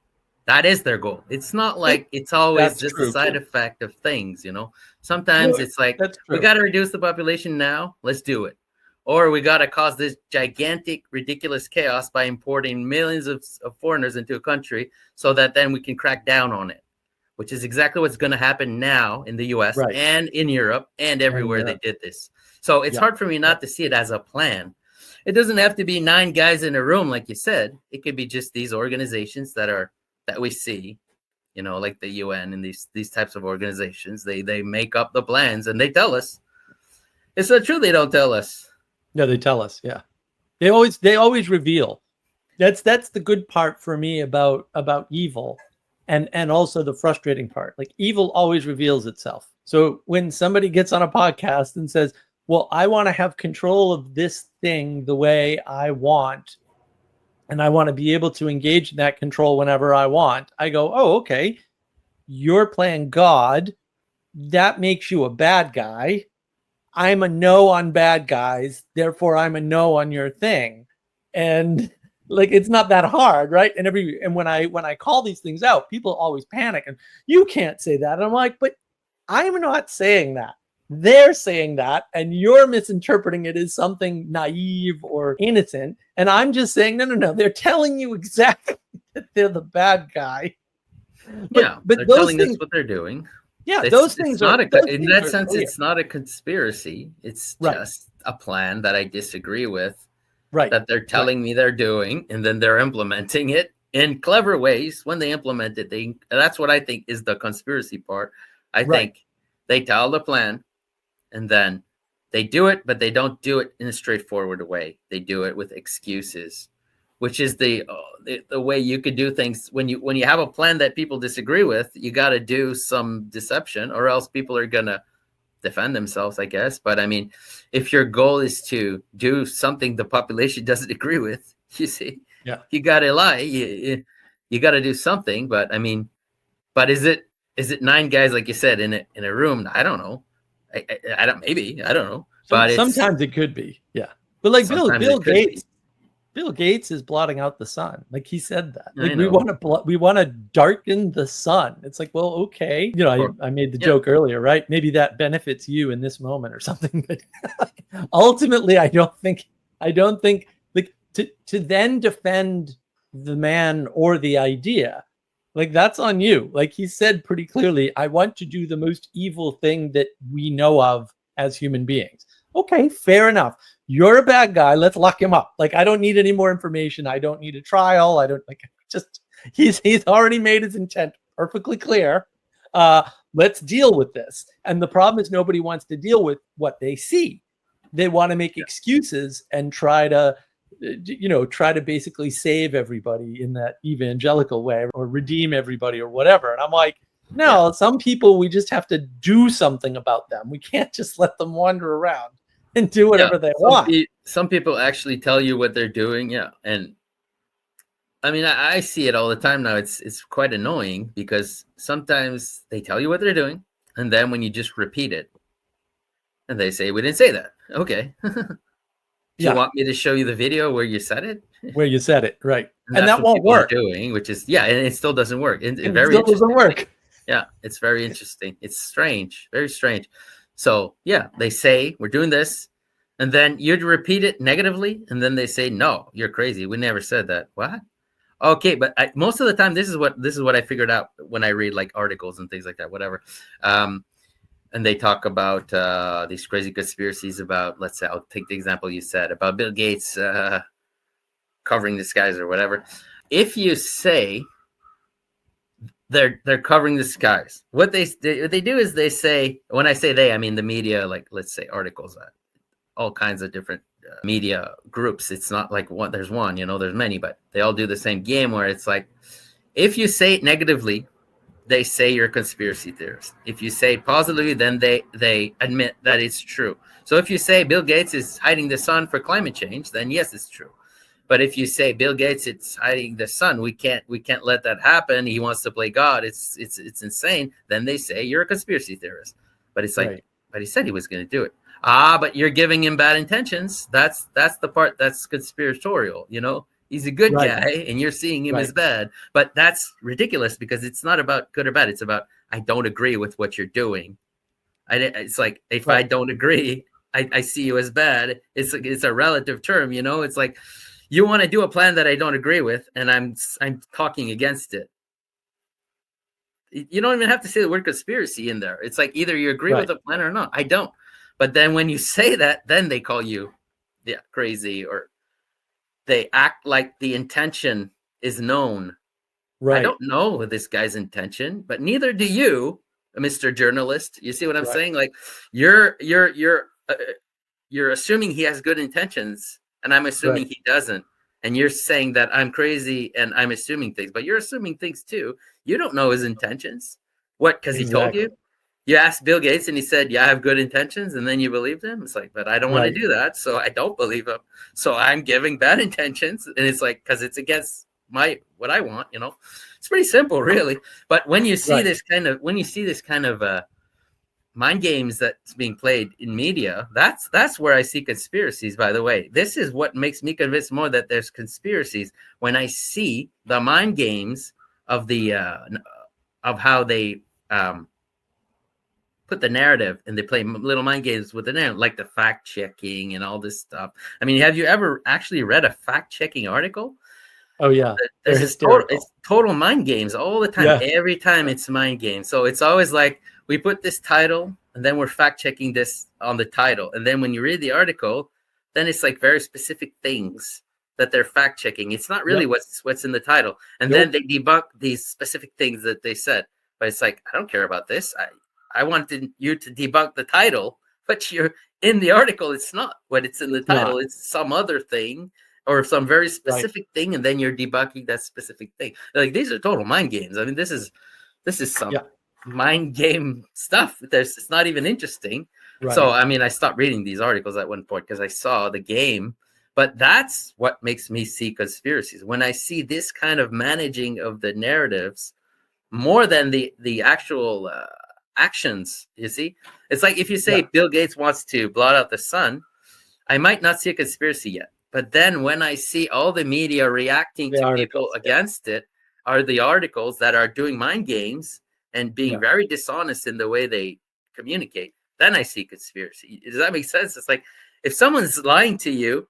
And look, I'll give you a really concrete example. If someone, at the practical individual level, if someone says something to you that's false, okay, and you know it's false because you got the actual information, let's say. Let's say he says, I went to France on Tuesday, and it's not true. You saw them in their house, let's say. And then, so far, I don't see a conspiracy, okay? But if I confront him with it, and I'm like, hey, it's weird. You said you were going to France on Tuesday, but I saw you in your house. And then he starts making all these weird mind games, Maybe you're crazy. Maybe you didn't actually see me in my house. Maybe you've got some kind of problem with your vision. Maybe you need glasses. You should go consult and see, an optometrist. See, now I start to suspect, okay, this guy is up to something. You see what I mean? It's more in the reaction that where Yeah. I start thinking conspiratorially, because now, oh, this guy's really got something to hide. Actually, if he would have just told me, let's say this guy was supposed to be in France, he could have just said, "Oh, I canceled my my plane. I didn't go after all." Then I'd be like, "Okay, no conspiracy. I had all this theory about this guy lying, but really he just canceled his flight because whatever reason, it's unimportant." But when he starts doing all this, you see what I mean? All this managing of the narrative and all the trying to make me question my senses, and make me question everything about reality just to Right. protect this little narrative, then it's like, okay, something's up here. So anyway, that's my criteria in order to know if something's conspiratorial. It's one of my criteria. Anyway. Yeah. Well, I think that the media got flooded out in the collapse of the Fourth Estate, and then they replaced a bunch of people who will say were relatively competent at narrative control with a bunch of systems so that anybody could do it. I remember at one point, it was probably in the around 2008. It's a very long time ago. I was watching CNN, and CNN was reporting that the average journalist has journalism has the lowest average IQ of any profession. And I was like, well, yeah, that's kind of obvious. They're all dopes. And, there were a couple media schools in Boston, and I knew those people. And, a lot of people would tell me things like, yeah, if you don't make it in engineering, those people go to either astronomy or journalism because that's where the stupid people end up. And it's like, oh, you're fair enough. And not all of them. I mean, there's some very good, very smart journalists, but they're caught in an overly simplistic pattern of journalism that is the result of having too many outlets of journalism and needing too many people. We had that problem in software, right? We just Uncle Bob Martin, who I don't particularly like, but he was one of the agile guys who did these new experiments in programming, all of which are failures, by the way. He pointed out like half the people in the industry have 5 or fewer years of experience in programming. I'm like, well, man, you don't even know how to code, so you've been doing it for 10 years. Like, I'll just tell you right now, almost nobody. There's a few super talented people, but you really need 10 years under your belt in software engineering before you actually know how to code. And then I wouldn't call you good until you got 20. And then maybe if you've been doing it for 20 years, you could be pretty good at it. But not everybody who does it for 20, you know what I mean? Because there's only so many people that can handle that level of understanding. And narrative control is, that's a really tough one. And I think they've just substituted these systems. So we've got this flat propositional world. And so they use these propositional tricks. And I was seeing this actually, this is this article I was reading the other day. I just saw it and I was explaining to everybody on the Discord server. I'm like, no. This is a trick of ending an article with a question from the blogger days that the bloggers came up with to trap attention and to get you more interested in their future blogs.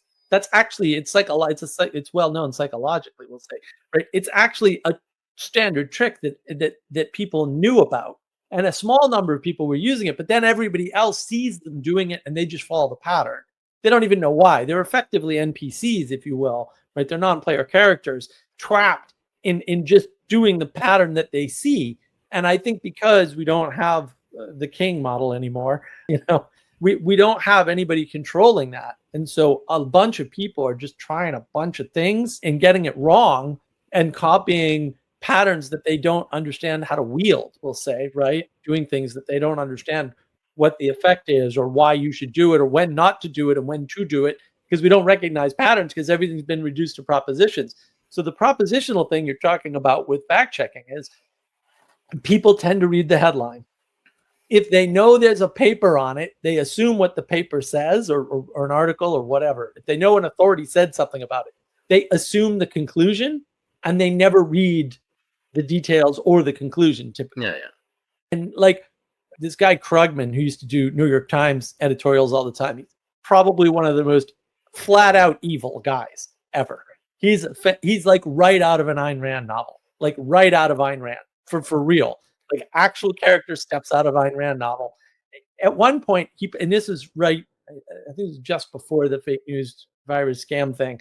He published this white paper, this whole research paper that talked about how the left had moved more left And what the paper actually said was the right has also moved more left by whatever metrics they're using. And, you and I might disagree about their metrics and how their methodology and all that, but that's what the methodology said, and fair enough. Like, I don't actually disagree with the conclusion. Everything's moved, skewed left. That just seems clear to me. I don't think it's useful to think about left and right. That's binary thinking. I have a video on that, obviously. Don't do that. But in the editorial, he said, oh, the right's getting further right. And I was like, and he had the picture. He had the graph. The graph is clear as day. Everything's shifting left on the graph. Everything. The picture shows you that everything shifted left. And in the editorial, this guy has the absolute cojones to say, oh, look at this. It's right-wing extremists. See how the right-wing... And I'm like, that isn't what the paper says. I read the damn paper. Tim Pool pointed it out too. He said, that's not what this paper says at all. This paper actually says everything shifted left. And so you have leftist extremists and the people on the right are closer to the center. That's what the paper says. Whether it's right or wrong is irrelevant. Here's this guy showing you the graph from the paper and just lying to you flat out about what the paper's conclusion says and what the graph in front of you shows you. And that's clearly a trick, right? They know that if you put a negative valence on a fact check, that by writing negative sentences about something unrelated even or partially related, that you're going to think that fact isn't true, even though they didn't talk about it in the body of the fact check. They know that. It's a psychological manipulation. It's well studied. This is what puzzles me. I wish Jordan Peterson would talk about that. Here's some psychological manipulations that psychology knows about well. These are the sorts of things you'd be watching out for. And when you see them, you should just run away. Like, you shouldn't try to fix it or engage. You should just disengage from these people, because the way my definition of power works, direct time, energy, and attention. The way they get power is through your attention. Like, if you pay attention to these things, that gives them power. If you withdraw your attention, their power vanishes pretty quickly. And sort of the curse of the internet is everyone's trying to draw your attention.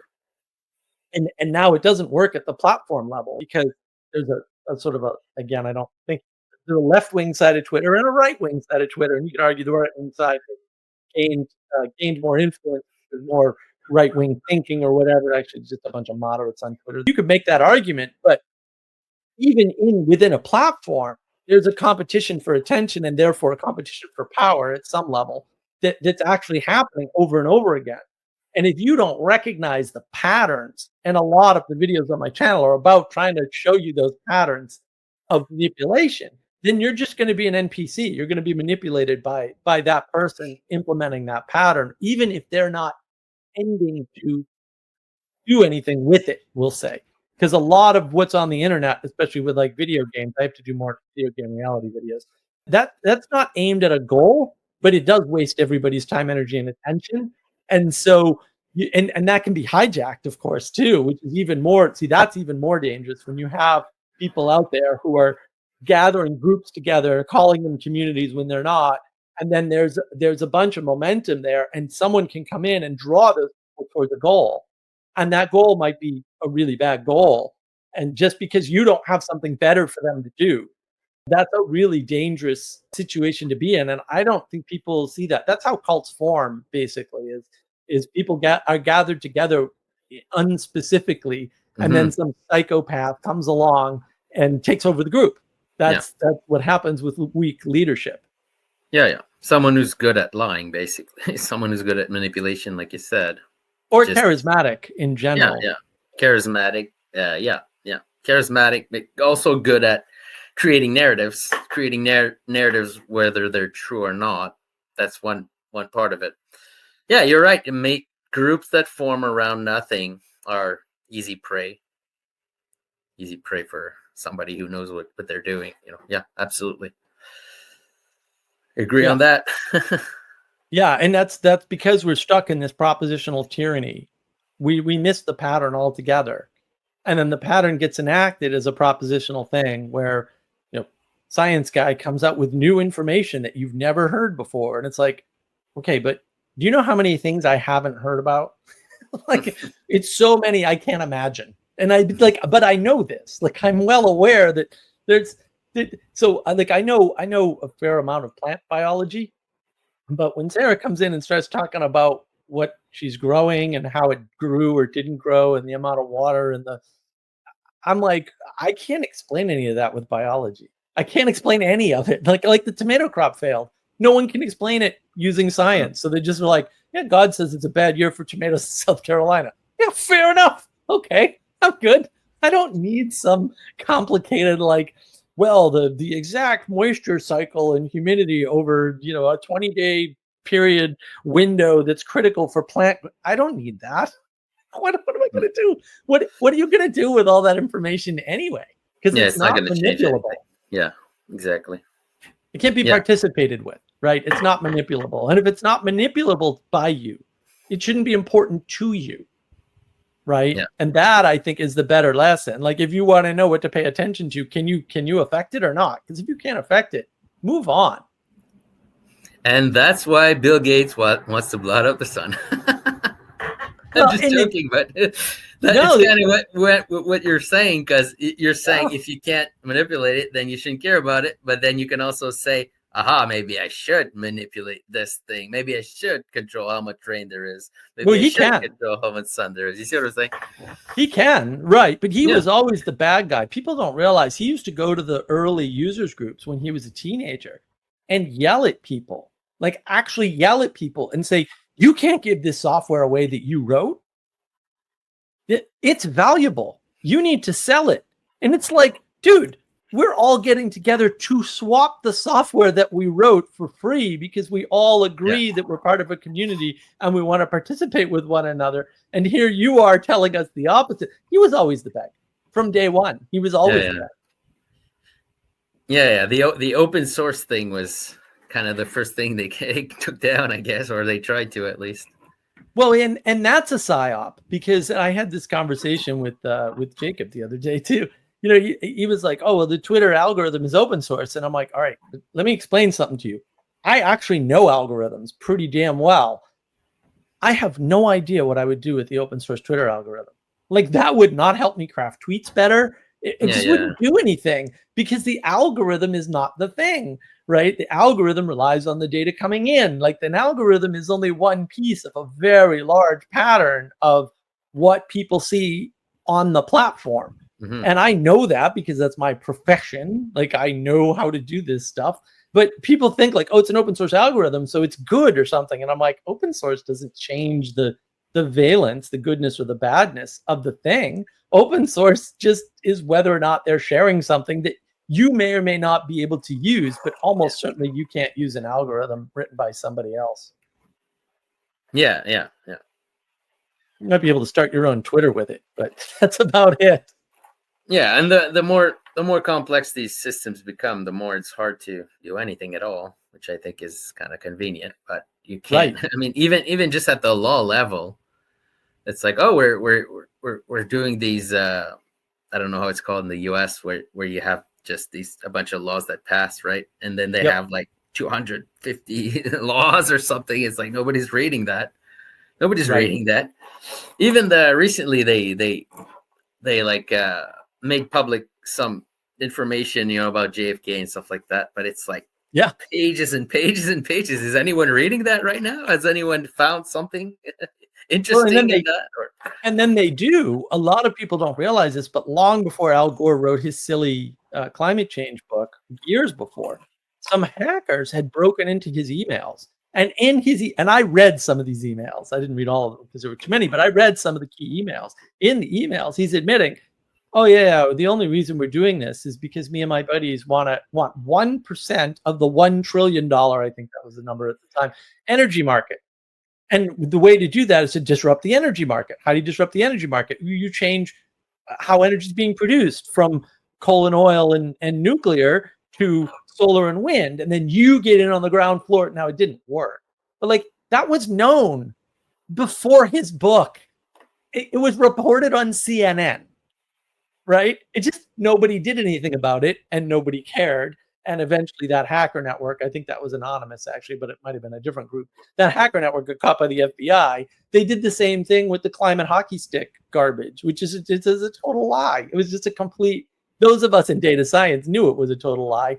But even when it gets reported by the old style mainstream media, even back in the day when they had power in the 2000s and stuff, it doesn't have the effect that people think, because people have to take action on things. And I think part of the reason why we have all these wealthy people and trying to do crazy things like blot out the sun, it just sounds silly every time I have to say it, is because we don't have a big hierarchy in control of those people anymore. They're not under a king. And so they're doing wild stuff. And you could argue, well, yeah, but the king might do wild stuff too, and they used to, and yeah, that's probably true. But you had more than one king, and you had you had a mediating structure through the through Christendom, we'll say, through the Catholic Church in particular, right? And now we've lost all those mediating structures, and so we have this flood of people telling you things. They're propositions. They're not participations in that way, or to the extent that they are. They're online participations. They're very, very flat, and that's all full of manipulation, because propositions are easy to manipulate. Your original point. People use words and they say something like emanation, and they don't mean what I mean by emanation, right? Or they say knowledge, and are we doing the same definition of knowledge? It turns out we are. I'm not surprised, but I'm happy happy that we got to that, right? So okay, so we are using the same idea of knowledge, the same conception, but some people don't have the same conception for the same words, and they don't have the same sense of what you can put together and what you can't. So, for example, somebody identified themselves as an agnostic atheist, and I was driving at the time, and I nearly crashed and killed everybody because I was like, what do you mean? You can't be an agnostic atheist. Come on. Like, this is getting dumb. You can't just smash two words together like social justice and come up with a new concept. That's not how it works at all. Like, some word combinations are invalid. In fact, almost all word combinations are invalid because they can't convey information or meaning, either of them. And I don't think people realize that. I think we're living in this world where everyone's super literate and has low comprehension, and they're not seeing the patterns. And so they're like, whoa, I can just institute any pattern I want. I can smash any two words together. Like, I can just say modernism, which I have a video on why that's a bad idea to even use that term, and smash post on it. And now I'm talking about the same thing as everybody else who says postmodern. And I'm like, you don't even have a definition for modernism. How do you have a definition for after modernism? Like, this makes no sense, right? Or post-modernity. Like, you didn't even define modernity, and now you want to just say the thing that came after without not only not identifying modernity, but not identifying where it changed. What are you talking about? I actually have no idea what you're referring to, because there's not enough information in a term like post-modernity. And the trick is, things are always changing, and there was a change, so you can always just in your head go, post-modernity, I know when that happened. I know what he's talking about. No, you don't. He didn't define it. You've been totally tricked by propositional language, because you haven't seen the pattern of deception.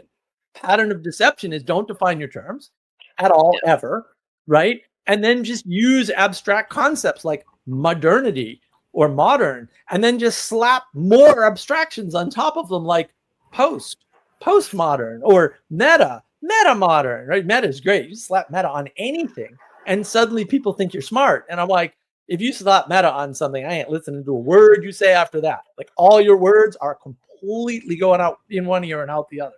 I'm not paying any attention to you at all at that point, because I know that trick. I'm like, no, I'm not paying attention. It's not to say you can't invoke terms like metaphysics once in a while in a framework. You can, but by and large, when people do like meta crisis, drives me nuts. There's no meta crisis. That's a silly way to talk, right? And if you don't know that pattern, you're going to get caught up in it, because we need to be caught up in patterns. Otherwise, we're in chaos. We're in nihilism. Yeah. The whole I waste so much time arguing with people. At one point, I realized kind of what you're saying. I mean, it's just meaningless words that people use. And then when you try to define, which I think is what we should do at one point sometimes, and then the person keeps using the word the way they already had it in their mind. It's like, because it's hard to change a word in your mind, or it's hard to agree on a word and what it means for the sake of argument. And then, you know what I mean? Like, to entertain the definition of a word for the sake of arguing with someone is something that's very difficult to do. So it almost never happens. You know, I've had a lot of experiences with that, with the whole time definition of time thing. Because in my book I talk about time, but I say very clearly I'm not talking about actual time. I'm talking about this pattern that I'm calling cyclical time. But then sometimes people still argue with me, and I'm like, okay. And they say things like, well, that's not what time means. And I'm like, I know, I just said that's not what time means. I just said so in my book. I just said that. I said, when I say time, I mean an influence of change that is also cyclical, because just change is cyclical. When you're changing towards something, you're not cyclical. But when you're just changing, like the pure impetus of change, then you turn around in circles because you reach a limit and then you keep changing. So you come back, you know, it's almost like physics. It's a real thing, you know?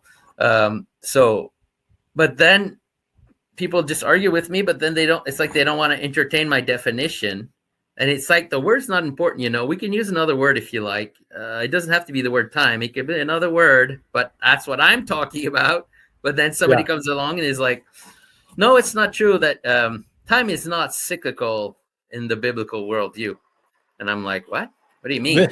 And then I talk to a little bit, and then I realize, okay, what you mean by time is a series of events, basically what we call history. That's what you mean by time. Linear, yeah. And then you say it's not cyclical. Why? Because it doesn't repeat exactly. Things don't repeat exactly as they happened before. And I'm like, okay, I agree with that, but that's not what I'm saying. I'm saying time is an influence of change that is cyclical. I didn't say it was the only influence in the universe. Right. So it means events are not going to repeat exactly in the same way, you know, like exactly the same thing. But to say that time is not cyclical, what world do you live in if you say that? I mean, time is cyclical. We have winter that keeps coming around all the time, and summer, and, you know, these things. Right. And even just in the day, night and day keep happening. But you see what I mean? I'm just saying it's like, because then they get stuck in definitions. Right. And it's like, I don't care about the word, okay? I don't care about this word time that I use. That's why I put it in quotes, because I don't really care about that word. But we got to choose a word when we communicate, so I'm using that word. But then it's like, so I had so many arguments like that. But it's like, even when you define, that's what I'm saying, even when you define the word, it doesn't work, because people still use their definition. So for this person, time meant history, what I would call history. Linear history. Yeah, and just history. The idea of a sequence of events. That's not what I call time. It's like I say in my book, it's not what I'm talking about. I'm talking about an influence.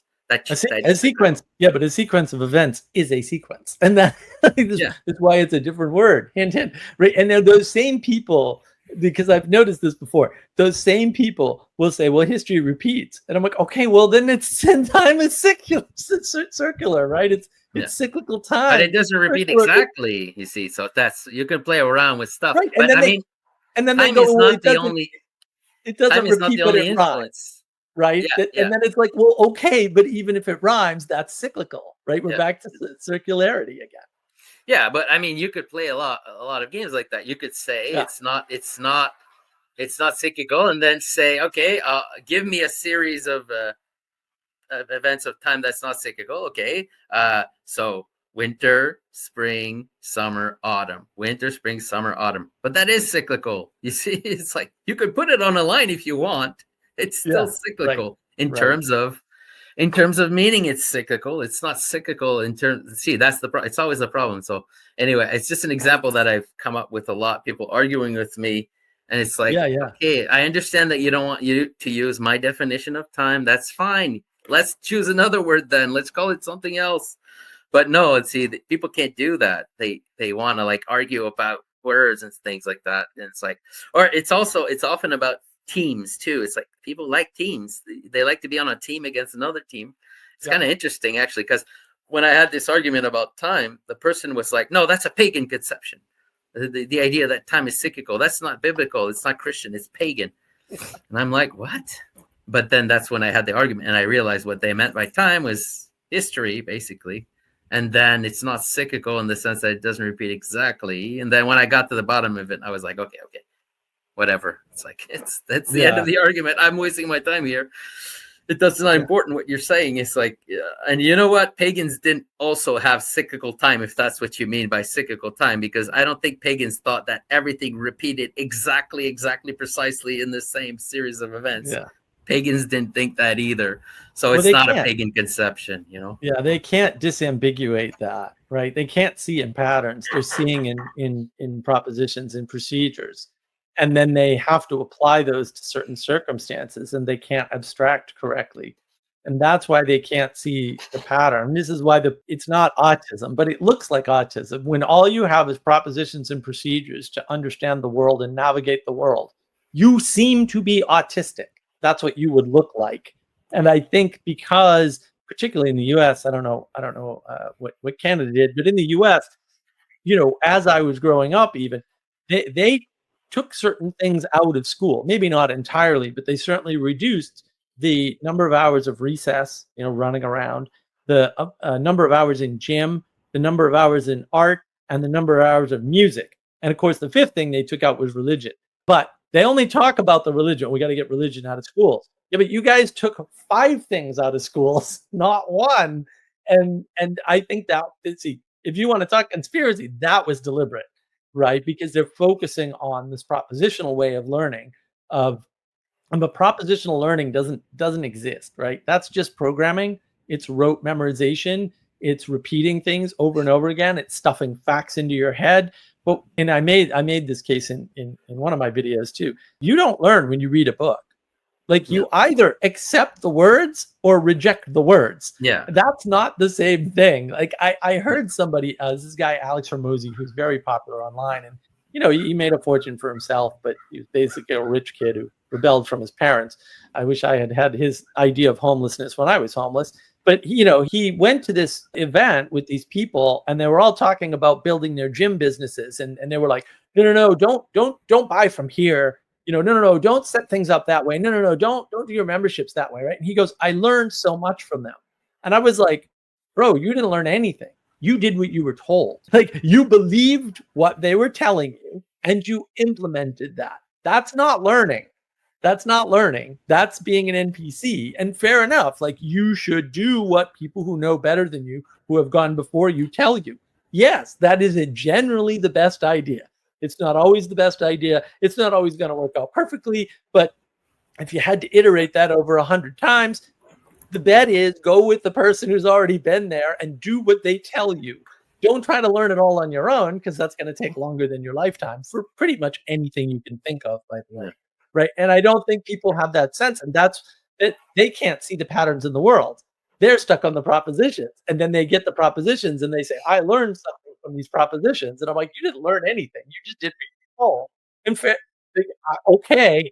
But, like, don't confuse yourself and think like you learned something. That's how people get programmed, is they read fact checking things and they have this high emotional valence of negative, negative, negative. And they don't even notice fact check didn't check the fact that it claimed to check at all. It was talking about something completely different. Yeah. And they never see it. Never see Yeah, I'm gonna have to leave soon because it's like almost 3:30. I'm gonna have to leave. So it. Fair enough, sir.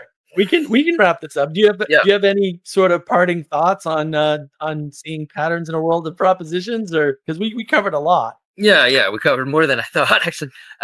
Yeah, I'd say it's always just the same that I keep saying. It's like, just live in reality.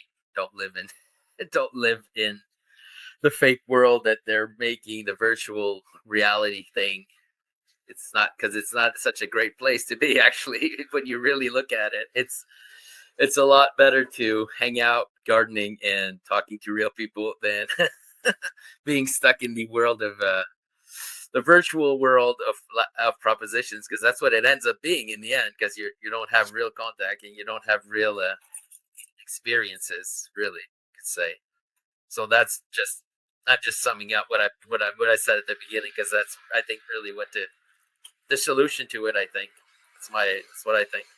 Do you agree with that? Oh yeah, no, Okay. absolutely. We're big on participation. We're big on being around people, and I don't have it done yet, but I've got my little book here, Oh, which you're is writing all about. about navigating wisdom communities, right? And it's all about, participating with people in the real world and getting out and not staying online where things are flat, propositional, and a lot of people get caught up with the majesty and magic of online video because now I can see expression. So it's a huge upgrade from Twitter, right? Like live video is a huge upgrade from Twitter or even recorded video, right? But they're very small steps into a much more complex and rich world that can't be expressed adequately in propositions. In fact, most of the things like the going out experiencing butterflies today, like 5 butterflies in the span of, a few feet. Like, I can't describe that. Like, how would you like this is a crazy idea. And we're stuck in this sort of flat world, and we're not seeing these patterns that are controlling us, and you have to be controlled by patterns. It's not a bad thing, Hmm. but it's a bad thing if they're bad patterns. Yeah. And if you don't have the ability to recognize the bad patterns, that's when you run into a problem. Yeah, absolutely. Well said. So Yeah, get out in the real we don't want to world. get rid of patterns, but we want to have what it takes, the discernment to know Exactly. if we do want to follow or not. I think that's well said.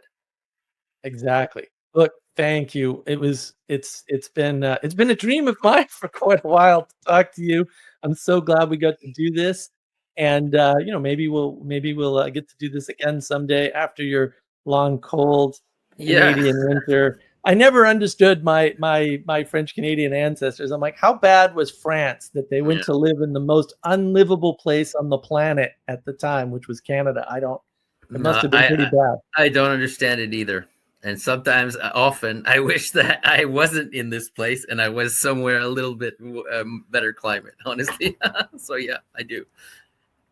Fair enough. All right. Thank you, Mature. It was a real pleasure to talk to you, and have Yeah, a great same rest of here. your day.